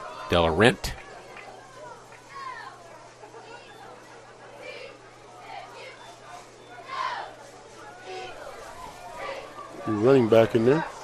Pile moves inside the 10-yard line. Langlois on the carry. Inside the 10-yard line to the 9. He seems to get the tough yard carries. They both do. Keeley does too. Haven't seen Bolton today. Have not seen him. He's been kind of figuring into this a little bit these last few weeks. And Terrell Aldridge last week was a key factor. Yes. Haven't seen him today. Funny how it works, isn't it? Just back and forth. I guess it's how hard are you practicing and what are you getting done?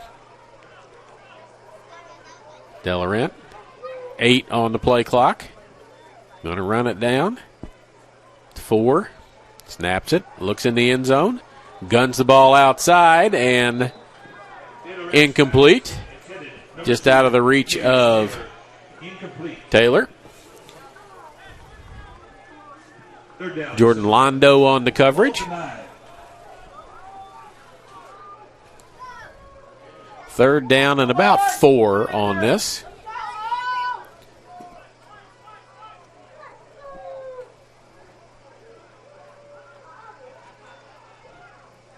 Delarent keeps it again. Takes a big hit. Gets down to about the 5-yard line, and we may have a targeting call. Your first down anyway, won't it, Charlie? It's inside the 5. So, yes, it will be a first down, and we'll see if it is a targeting call. As Coach Callaway and staff want to talk to Delarent about not sliding, maybe. Maybe slide. Don't take that shot. I don't know if it had been a first down if he had slid, though. Well, that's all right. He wouldn't have taken a shot up around the head. He's a Camden Laker from down in Camden, no. They only know one way to play football down there. And it was a penalty, so it'll be a 2.5 penalty. Takes it down just inside the 3. First down goal, Central Methodist. Start the clock. They didn't. It's 18.6 to go here in this quarter. Now they start the clock. Haven't started the clock. Not going. Whitehat's arms, shoulders getting sore. Can understand that. That'll be the last play of the third quarter, and we'll go to the other end for quarter number 4 with the Eagles up 35-7 as the clock counts down 3, 2, 1. And there's the end of the third quarter. You get a better shot out anyway, Charlie. You can see better down there. I can see that way. You can see better this way. I can see better that way. Into the third quarter, Central Methodist 35, Missouri Valley 7. That quarter was all CMU. Started out favorably for Missouri Valley and then went south on them in a hurry. Well, south like a southbound train.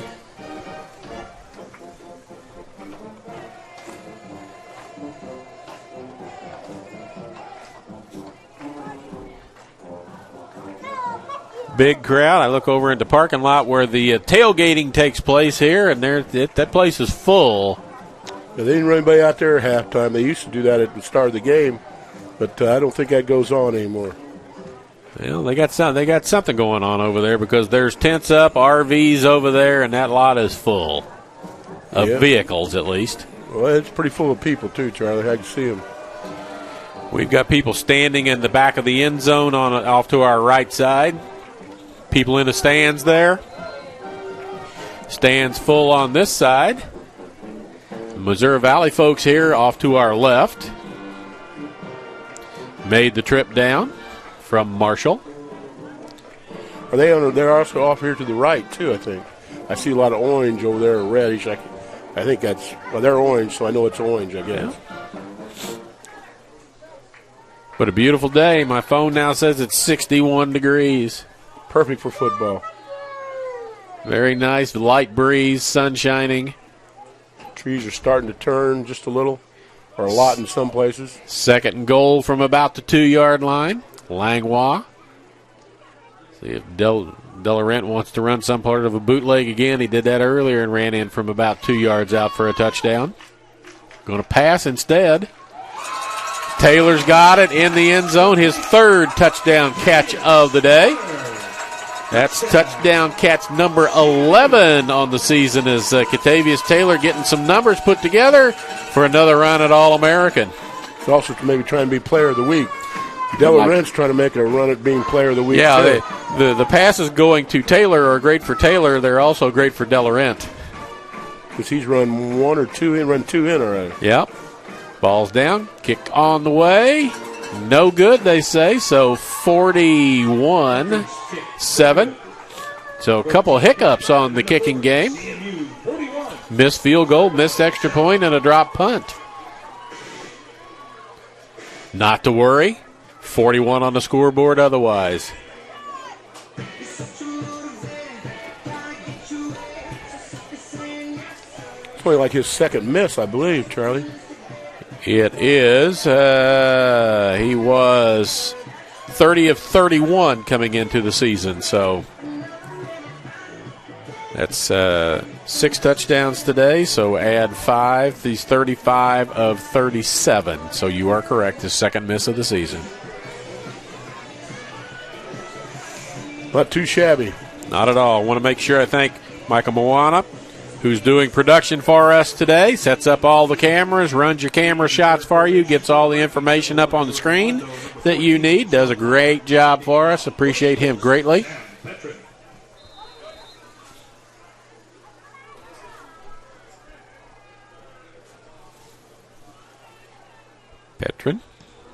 Petrin to kick off. Been kicking it all day to Londo, and he's got it again. Nowhere to go. Stopped immediately on the play. Coaching staff encouraging players as they did a great job covering that kickoff. 20-yard line is where they'll start with. We're 11 seconds into quarter number 3. Quarter number 4, rather. I think it's 4, yeah, Charlie. I'd be happy. I'm glad it's 4. It's moving along a little bit. I was thinking with a 20-minute halftime we were going to have a really, really long game, and it may not. It may end up that way, but it may not.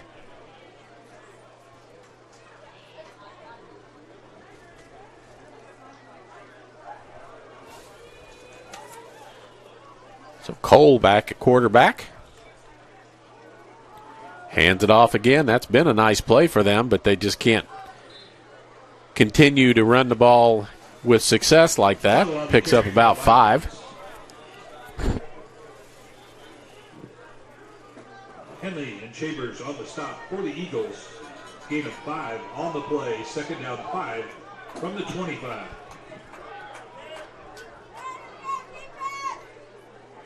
Schottel heads off the field for another wide receiver. And we got a whistle. And Central calls a timeout. 2nd timeout of this half. They have 1 left. Shouldn't be an issue. Community Auto Sales and Service is a one-stop shop for all your automotive needs, from brakes, tires, and oil changes to front-end alignments, engine repairs, batteries, and state inspections. They have everything and can do anything to keep you on the road safely. Proud supporter of Eagle Athletics.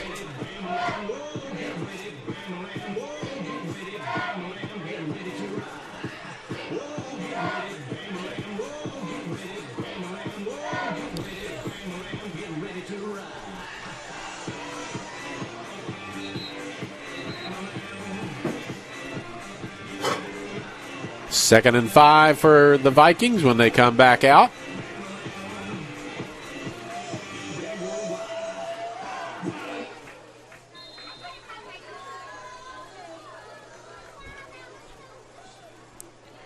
Three to the bottom of the screen, 1 to the top, 2 to the top. Cole throws the ball long, had a man out there. That's John Hoffman, and we haven't said his name much at all. Being covered by Daniels out there. That big boy getting down the field weighs about 240 pounds. Hoffman's got 20 receptions on the year and averages over 20 yards a catch. Been nothing to him today. Haven't said, that's the first time I've said his name, and if he's done anything, I've missed it.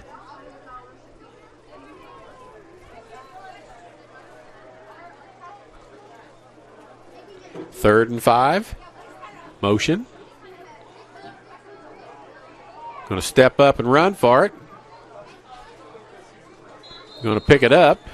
Cole on the carry for the Vikings. LaMarcus Washington on the stop for CMU. First down 10. LaMarcus Washington. Ball at the 34. Let the clock run. Eagles are okay with that. Schottel back in the ball game, along with Daniel Munoz. Tight end. Run a wing back to this time, Charlie. Bosley in the wing. He's the one that they have throw the no, he's not. It's Bryant that throws the halfback pass. He tried to throw one earlier, Bosley did, and was tackled before he could hardly get the ball. Going to throw the ball long, and flag goes all over the place down the field.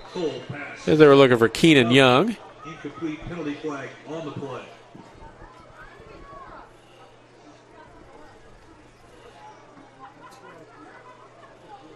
Senior wide receiver is Young from Belleville, Illinois. Not a spot foul. Pass interference. Defense, number 29. 15-yard penalty. Darren Bell, the guilty person on that. Got tangled up with Young. He's played a splendid game today. And he's got a touchdown, so yes, he has. Well, he's had a couple of deflected balls and made some great tackles, and he's not the biggest guy in the world, but he plays 110%. 1st and 10 from the Viking 49-yard line, 13:21 to go. Rolls right, on the run, throws the ball, completed, knocked out of bounds. Jason Ramos. Need to try to keep him in bounds here is what he need to do. Get that clock tick-tocking on down the road. Now going to restart it, and there it goes, 13-10 and counting. So he did keep him to stay in bounds. I think they out of bounds until it's spotted, and then they start the clock again. Like 5 seconds, and then restart it.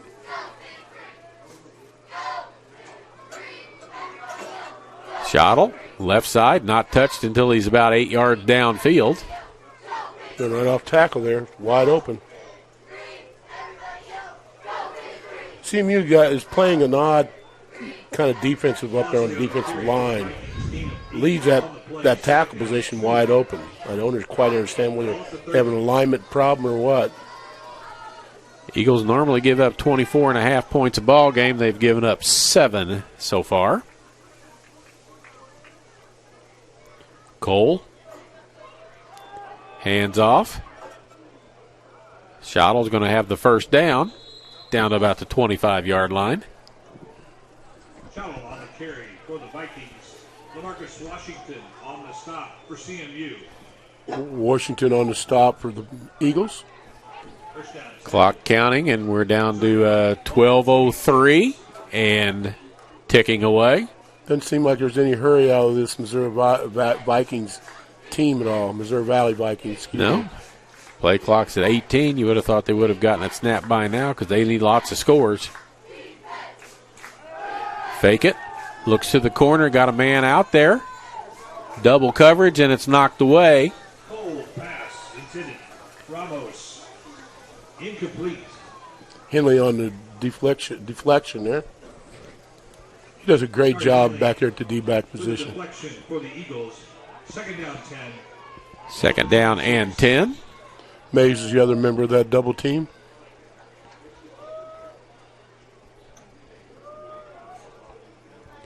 Ramos back lined up, bottom of your screen. Bosley sets the wing, roll right, hit as he throws, and it comes up short. Close pass intended. Young. Incomplete. Third down 10. For the Daniel and Chambers chasing him, the quarterback in the backfield. Third and 10. Molinari on the defensive side defending that pass. Does a great job for the Eagles. The secondary today has done a great job. And Molinari leads with 4 interceptions on the season. Molinari, Bell, Mays, and Henley. Secondary's done a great job. Third and 10. Comes the house. Quick throw, end zone, everybody covered. 2 receivers in the same area, which probably is a mistake. Close pass. Incomplete. Somebody running the wrong pattern. Ball to 26. As you had Young out there, along with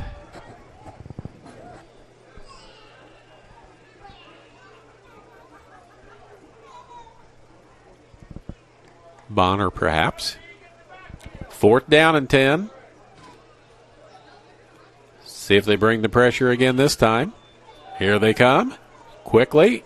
Unloaded. Incomplete. Ran a little crossing pattern underneath, and the 2 receivers were kind of in each other's way. Yeah, I understand it wasn't very well devised there. Poor route running, and the ball was thrown real low there, so the Pirates will take, Pirates. The Eagles will take over on downs. 11:27 to go, and we'll probably see a dose of running here to get the clock moving in the right direction for the Eagles so we can get on to homecoming festivities post-game.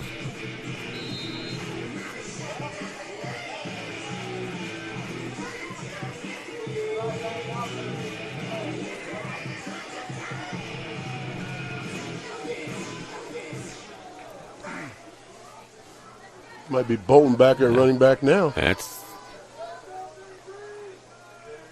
might very well be, as I'm looking to see. I think we got a new quarterback in as well. It is number 19 for the Eagles. Let's go back to the paper. It's not going to be 19 because that's Schroeder. Who's on the depth chart? Who's the number 2 quarterback? Jalen Brown usually is that, but that's not Jalen Brown. 18 is Matt Luna. That's who that's going to be then. Luna, sophomore from Atascosa, Texas. Tall, good-looking kid. Hands it off inside. Previous running play lost a couple. This one's not going to get much as either. On the carry for Central Methodist. But the clock runs at 10:33 and counting. Not going to be in any hurry. We got Eagle linemen limping around a little bit. Second down, third down and 12. From the 24.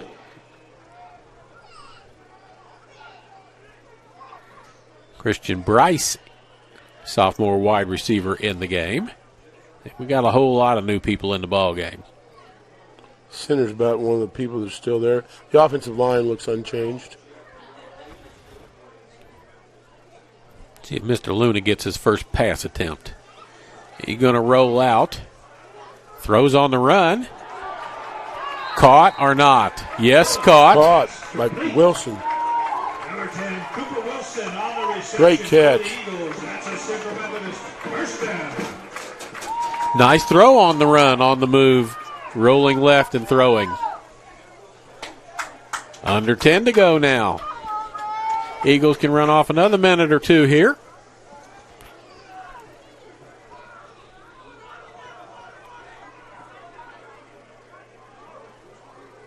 Going out on the right side, gets around the end. Going to pick up some yardage.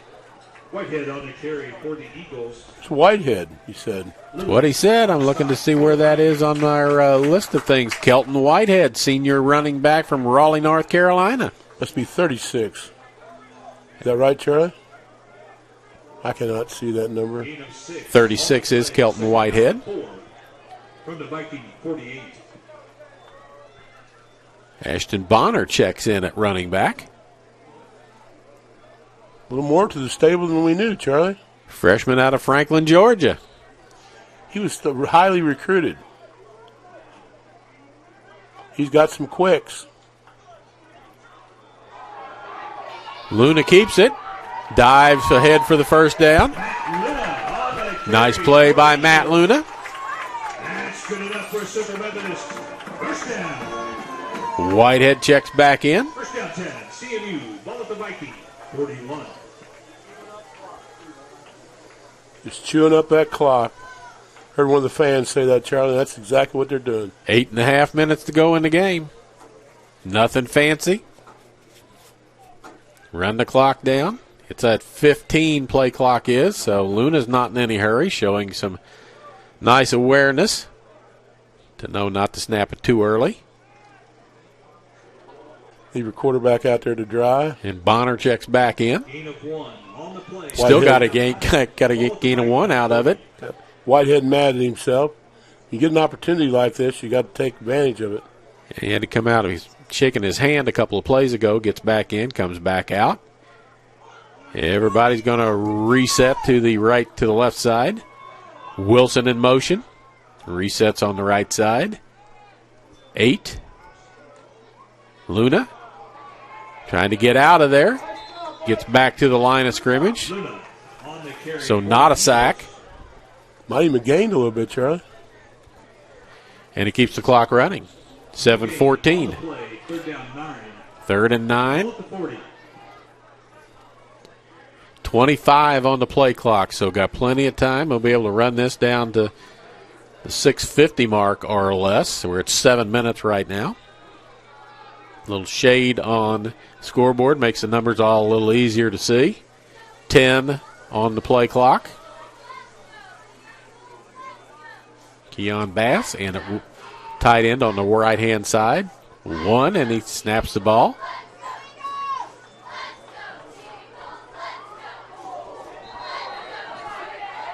And that's Luna.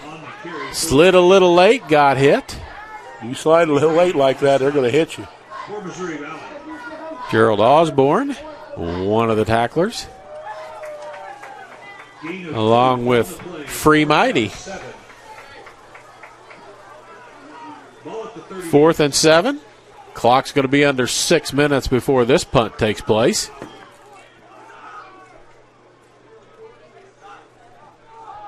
Veteran in punt formation for the Eagles. Thayer Williams, deep for Missouri Valley. 5 on the play clock. Delay of game won't hurt anything here. Not at all. And there it is. Back it up 5, and not going to make much difference. Yeah, give him a little more room to punt. Petrin averages 38 yards. It was at the 40. Now it was at the 38, so now it's at the 43. 12 for the Eagles. Ball at the 43. 5:48.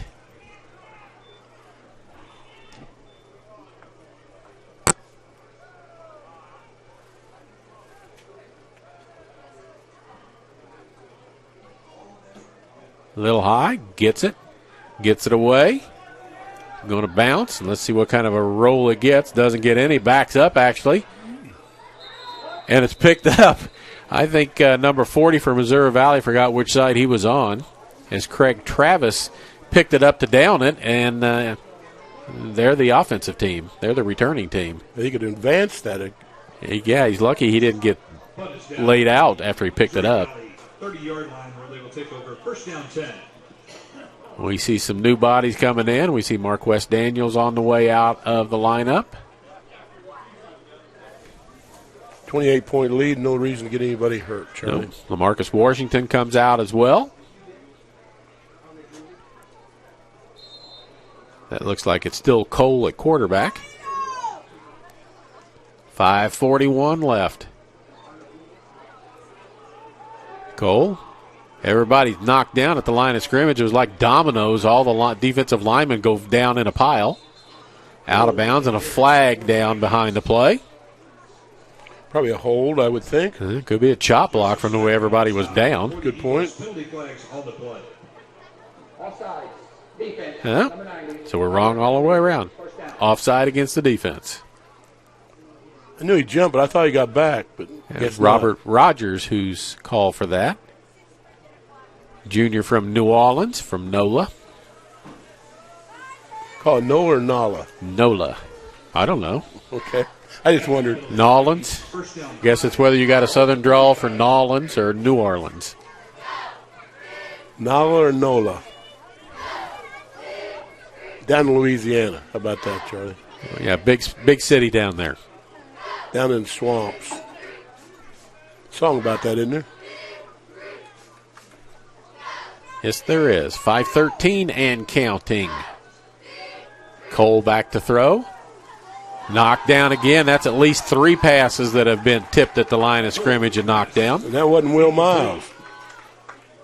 He's not in the game. He is not in the game. I think it was 5'10". No, it was McKinney. The freshman. Gets his name shouted out there. From St. Louis. 2nd down and 5 after the offside penalty. Hoffman comes down. He's in the slot bottom of the screen. They're in a pass prevent defense to a certain extent.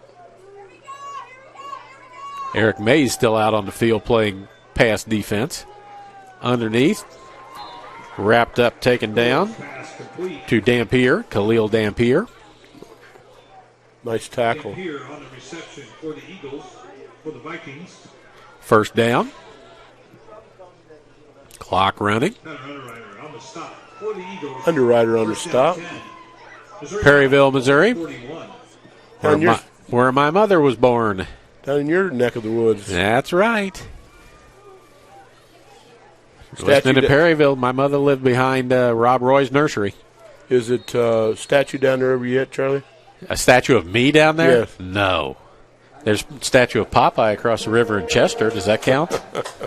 I guess they called you Popeye down there. Well, I don't know. One cartoon character or another, you got to get somebody down there. I wasn't referring to you as Charlie Brown, the cartoon character. I don't know if there's any other way to refer to me. Everybody knows that and laughs when they hear it. No, they don't call your wife Lucy, do they? They do not call her Lucy, and she does not take that well. Well, let me strike that from my vocabulary. Yeah, she's listening. He didn't mean it. I'm still trying to get maybe a slice of that lasagna you got. That's a special order deal. That's a special occasion that you got to get that. Well, get some of that from your daughter. She takes a bunch of it home with her. She don't give me any of that. She's keeping it for herself. I understand that. For those of you who are not familiar, Jim Ray's daughter dates my son. So we're kind of commingling here with stories about taking stuff home. Charlie and I are stuck in the middle. Yeah. Penalty flag down, as is Cole. Darian Cole on the carry for the Vikings. Clowns to the left of me, jokers to the right. Here I am stuck in the middle with you. Yeah. Somebody posted something on Facebook. Had jokers to the right and clowns to the left, I believe. Was just and where are you? Stuck in the middle. That's what I wrote down. Stuck in the middle again. Steelers wheel. Great tune. It's telling her age, Charlie. That's all right. I like the 70s, 80s music. I like the oldies, classic rock and roll. It's really what we call country now, I believe. Yeah. Some of it. Some of it. I just enjoy some of the old bands, and I show some of them to my grandsons, and they just laugh at me. Really? You like that, Dad? Grandpa, you like that, Pops? Yep, I did. I still do. Where my son gets his liking of it. He listened to it going to ball games all the time. Cole, nice out pattern. Caught, tripped up, taken down at the 40-yard line. Pass complete. Charles Bradley on the reception for the Vikings. Darian Bell on the tackle again. We've called his name a lot tonight. We have. He's done a lot of good things today. 40-yard line. Vikings trying to get a score to feel better. Eagles trying to keep him out of the end zone to keep it to a 7-point allotment for the day. 3:30 and counting. I think the fat man's warming up to sing. Ah. And there he is. Cole throws short again. That's okay with the Eagles as long as they can make a tackle. They do. It's inside the 25-yard line. It'll be a first down there. Dampier, and the clock continues to run. Bell again on the tackle. First down 10, Missouri Valley. Ball at the Eagle, 23. If you didn't know any better, you'd say Missouri Valley is acting like they're getting ready to score and try and win the game with not leave any time on the clock. They're not in a hurry. They are not.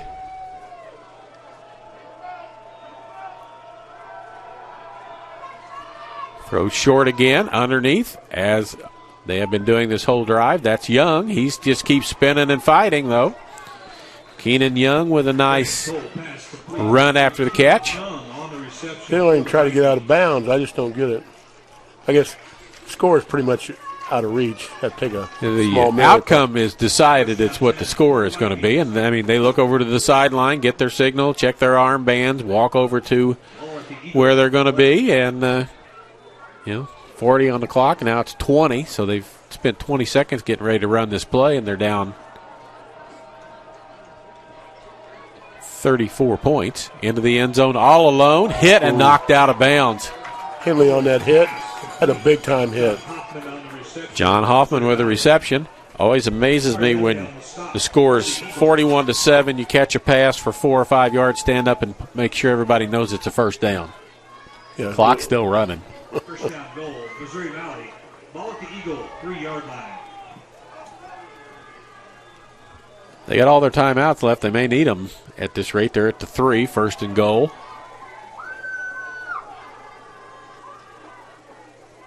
Schottel back in the ball game.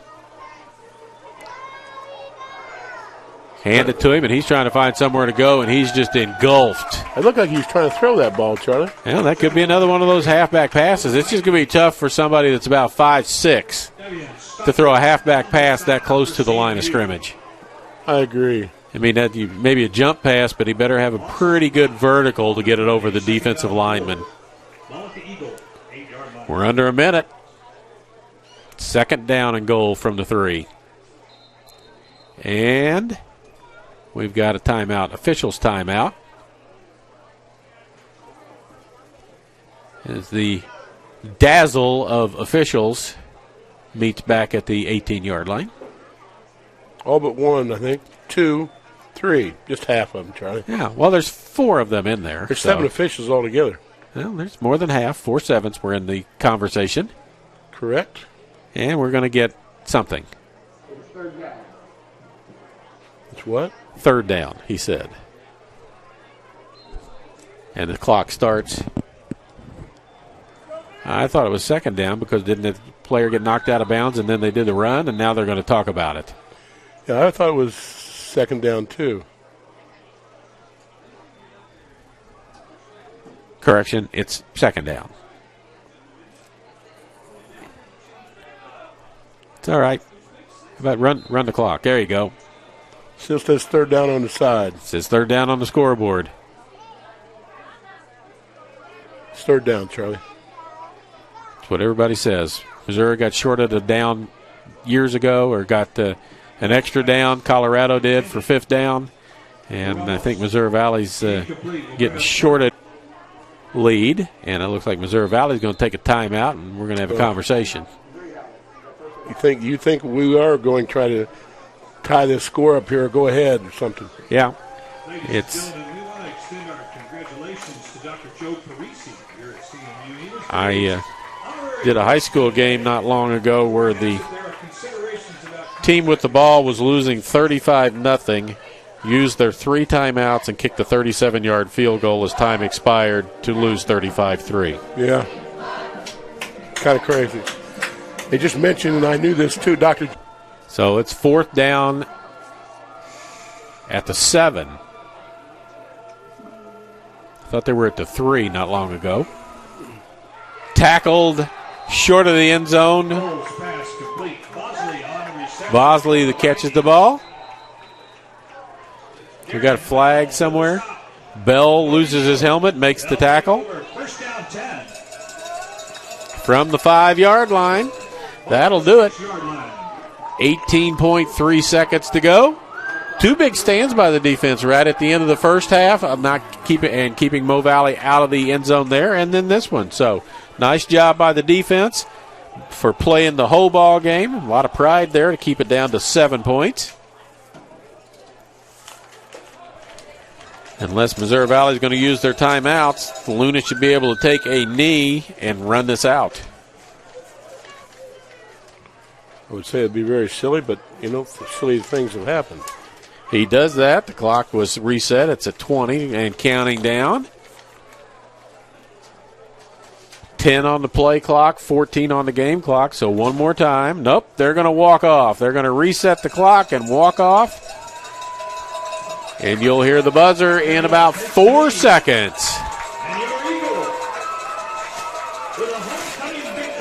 41-7 is your final score from Davis Field in Fayette. Eagles go to 7-2, 3-0 in conference. Missouri Valley goes to 3-6 and 0-3 in the conference. We'll be back next week when the Baker Wildcats, number 7 team in the nation, come to town. It's also senior night, senior day too. Senior day. Cheerleaders, players, and band members and the whole works, I believe. So the Eagles started out hot, scored on their first possession of the game, then a pick 6, run in to make it 14-0, less than 3.5 minutes into the ball game. The Eagles are up 14-0, stretched it out. Final score 41-7. Turnovers. No interceptions. No fumbles. Fumbles lost, none for Central Methodist. So, good clean ball game for the Eagles. Octavius Taylor had 3 touchdowns. Delarent 2, is that correct? Delarent had 2 running touchdowns. Yep. Octavius Taylor, 9 receptions, 136 yards, 3 touchdowns. Paxton Delarent, he's not going to be happy with his line. 5 rushes, 5 yards, 1 yard average, 2 touchdowns. Yeah. So, all in all, the end is good. The 5 rushes, 5 yards is not great, but he got 2, and his long was a 4-yard run instead of a 2-yard run that he had in the first half. So he also threw 31 passes and completed 21 passes. There you go. It's a good day. 299 yards passing, 3 touchdowns, no picks, 2 touchdown runs for Paxton Delarent. 420 total yards offense for the Eagles. 462 plays, 420 yards. Missouri Valley actually had more plays at 74. They had 354 yards, but their 4 turnovers really cost them a lot in the ball game. One of them being an immediate 7 points, as it was a pick 6 going the other way. So for Jim Ray Cluck, this is Charlie Brown, Michael Moana, our producer, doing the job for us today.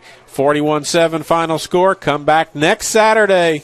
We'll be here, Baker, at 1 o'clock. We got basketball, everything else going on. Check the Eagles website to see what's being displayed on any given night. We thank you for joining us today.